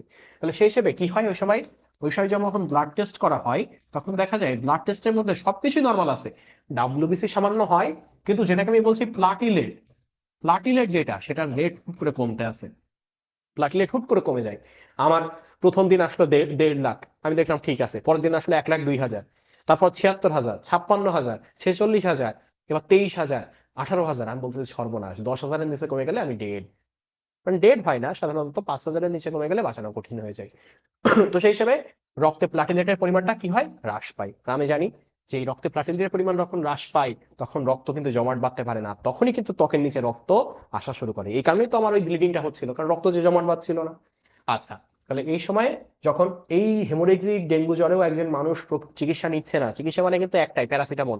অ্যাসপিরিন পুরো নিষেধ, অ্যাসপিরিন কিন্তু প্রচুর ক্ষতি করে। প্যারাসিটামল খাইতে বলে শুধু, এবং প্রচুর ফ্লুইড খাইতে বলে। আমি এই কারণে বলছি, কারণ ডেঙ্গু সিজন আসছে সামনে। তো দেখো, এই ডেঙ্গু শক সিন্ড্রোমে তখন মানুষ চলে যায়, একদম শকে চলে যায়, অজ্ঞান অবস্থা, বুঝছো? তো তখন শক ম্যানেজমেন্ট করতে হয়, এবং এই হোমো কনসেন্ট্রেশন যেটা, হ্যাঁ, ব্লাডে ফ্লুইডের পরিমাণ কমে যাওয়া, এটাকে বলা হয় হোমো কনসেন্ট্রেশন। তার মানে কি, ব্লাডের পরিমাণ কমে গেছে, 5 থেকে 6 লিটার তোমরা জানো না স্বাভাবিক ব্লাডের মাত্রা, দেখা যাচ্ছে ব্লাডের পরিমাণ কমে গেছে, তাই এটাকে বলা হচ্ছে হোমো কনসেন্ট্রেশন। কারণ কি, প্রচুর ডায়রিয়ার মতো পানি বের হয়ে যাচ্ছে দেহ থেকে, ঘাম তো প্রচুর পরিমাণ ঘাম হয়, পানি বের হয়ে যায়, সেখানে হোমো কনসেন্ট্রেশন হয়। তো প্রথমে আমরা বলি হচ্ছে আপনি ডেঙ্গু টেস্ট করে আসেন।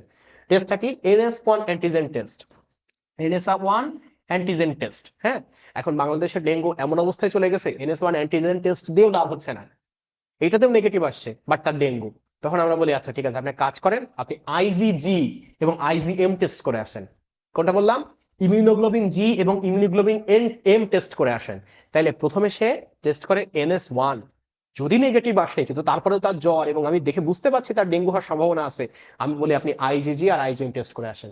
যদি আসলেই ডেঙ্গু হয় তাহলে এই দুইটার মধ্যে ধরা পড়বেই। ঠিক আছে?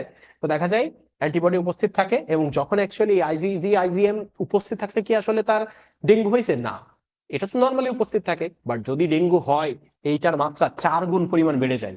কারণ কি, চারপাশে জীবাণু, ও নিজের সংখ্যা বৃদ্ধি করছে জীবাণু ধ্বংসের জন্য, তাহলে ওর সংখ্যা বৃদ্ধি দেখে আমি বুঝিয়ে নিশ্চিত এই জায়গাতে ডেঙ্গু আছে।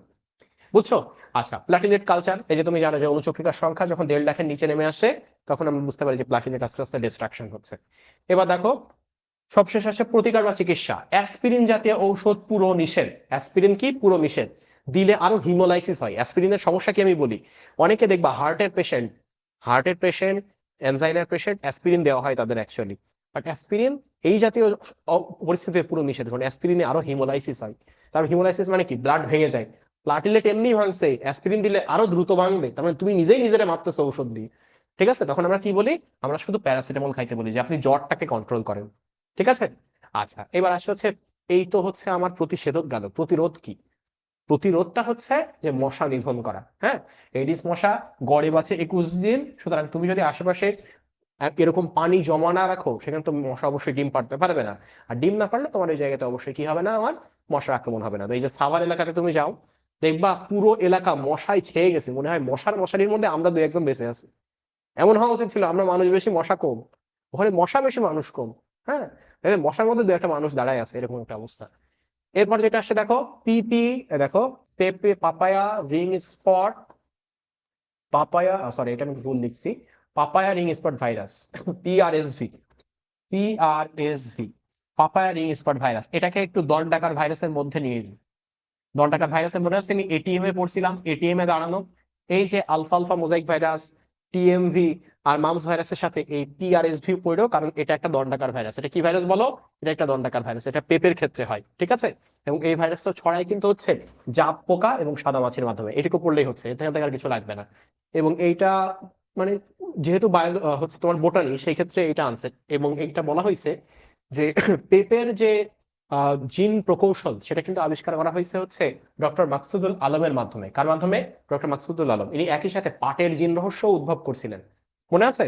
ইনি মারা গেছেন আর কি। তো ডক্টর মাকসুদুল আলম উনি পেপের জিন রহস্য আমার হচ্ছে বের করেন। ব্যাস, তাহলে মোটামুটি কিন্তু আমার শেষের অংশে চলে আসলো। শেষ যেটা দিয়ে আমরা ক্লাস শেষ করব, সেটা হচ্ছে যে ভাইরাস এবং মানুষের ক্যান্সার। আমরা ভেবে থাকি মানুষের ক্যান্সারটা জেনেটিক কারণে হয়। মানুষের ক্যান্সার এখন কেন বাড়ছে বলতো? আমি ক্যান্সার বাড়ার একটা মূল কারণ বলি, সেটা হচ্ছে আমাদের এখনকার যে শহর, সেই শহরের পরিবেশ। শহরে আগে যে পরিমাণ কারখানা ছিল গত 10 বছরে কারখানা বাড়ছে 10 গুণ। যে পরিমাণ গাড়ি চলতো তার থেকে কয়েক শতগুণ বেশি গাড়ি চলে এখন, শতগুণ, আসলে শতগুণ। প্রাইভেট কারের সংখ্যা বাড়ছে। এখান থেকে যে পরিমাণ লিড নিঃসরণ হয়, যে পরিমাণ টক্সিক নিঃসরণ হয়, সেটা গ্রহণ করলে খুব স্বাভাবিক যে তোমার ক্যান্সার হবে। দ্বিতীয় ব্যাপার হচ্ছে খাবার। আমরা ফাস্ট ফুডের উপর, প্রসেসড ফুডের উপর প্রচুর নির্ভরশীল।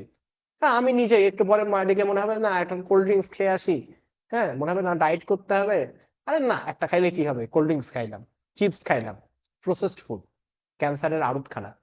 এই খাবার খাওয়ার ফলে কি হচ্ছে, এর মধ্যে যে ক্ষুদ্র ক্ষুদ্র টক্সিন গুলো আছে সেগুলো আমার জেনেটিক্যাল চেঞ্জ করছে। কি করছে বলো? জেনেটিক মিউটেশন করছে। এবং এই জেনেটিক মিউটেশনের কারণে দেখা যায় পরবর্তীতে ক্যান্সার হচ্ছে। তো দেখা যায় 85% কেসে এই আমাদের লাইফ স্টাইল, আমরা কোথায় বসবাস করছি, এই কারণে কিন্তু আমার জেনেটিক মিউটেশন হয়, ক্যান্সার হয়। সে কারণে দেখবা যে যেসব অঞ্চল আদিম অঞ্চল সেখানে ক্যান্সার নাই, কারণ ওখানে তো পলিউশন নাই, প্রসেসড ফুড নাই। আমাদের এখানে প্রচুর আছে, এখন প্রচুর পরিমাণে হয়। তার কারণ হচ্ছে এই জেনেটিক মিউটেশন। কিন্তু বাকি যে 15% আছে সেটা কিন্তু আবার ভাইরাসের কারণে হইতে পারে। বাকি 15% ক্যান্সার ভাইরাসের কারণে হইতে পারে। কোন একটা ভাইরাসকে তুমি ট্রিট করলা না, সেই আনট্রিটেড ভাইরাস একটা সময় তোমার ক্যান্সার তৈরি করবে।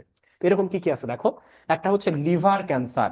এই লিভার ক্যান্সারটা কিন্তু অফকোর্স প্রসেসড ফুড যতটা, তার থেকে বেশি হেপাটাইটিস বি এর কারণে হয়। আমরা এখন একসাথে থাকি অনেক জায়গাতে, সেখানে কারো একজন হেপাটাইটিস বি আছে, কোনোভাবে সে হেপাটাইটিস বি ছড়াই গেল। সেই হেপাটাইটিস বিটা কি করলো, প্রথমে jaundice, liver cirrhosis, liver cancer বাধাই ফেললো।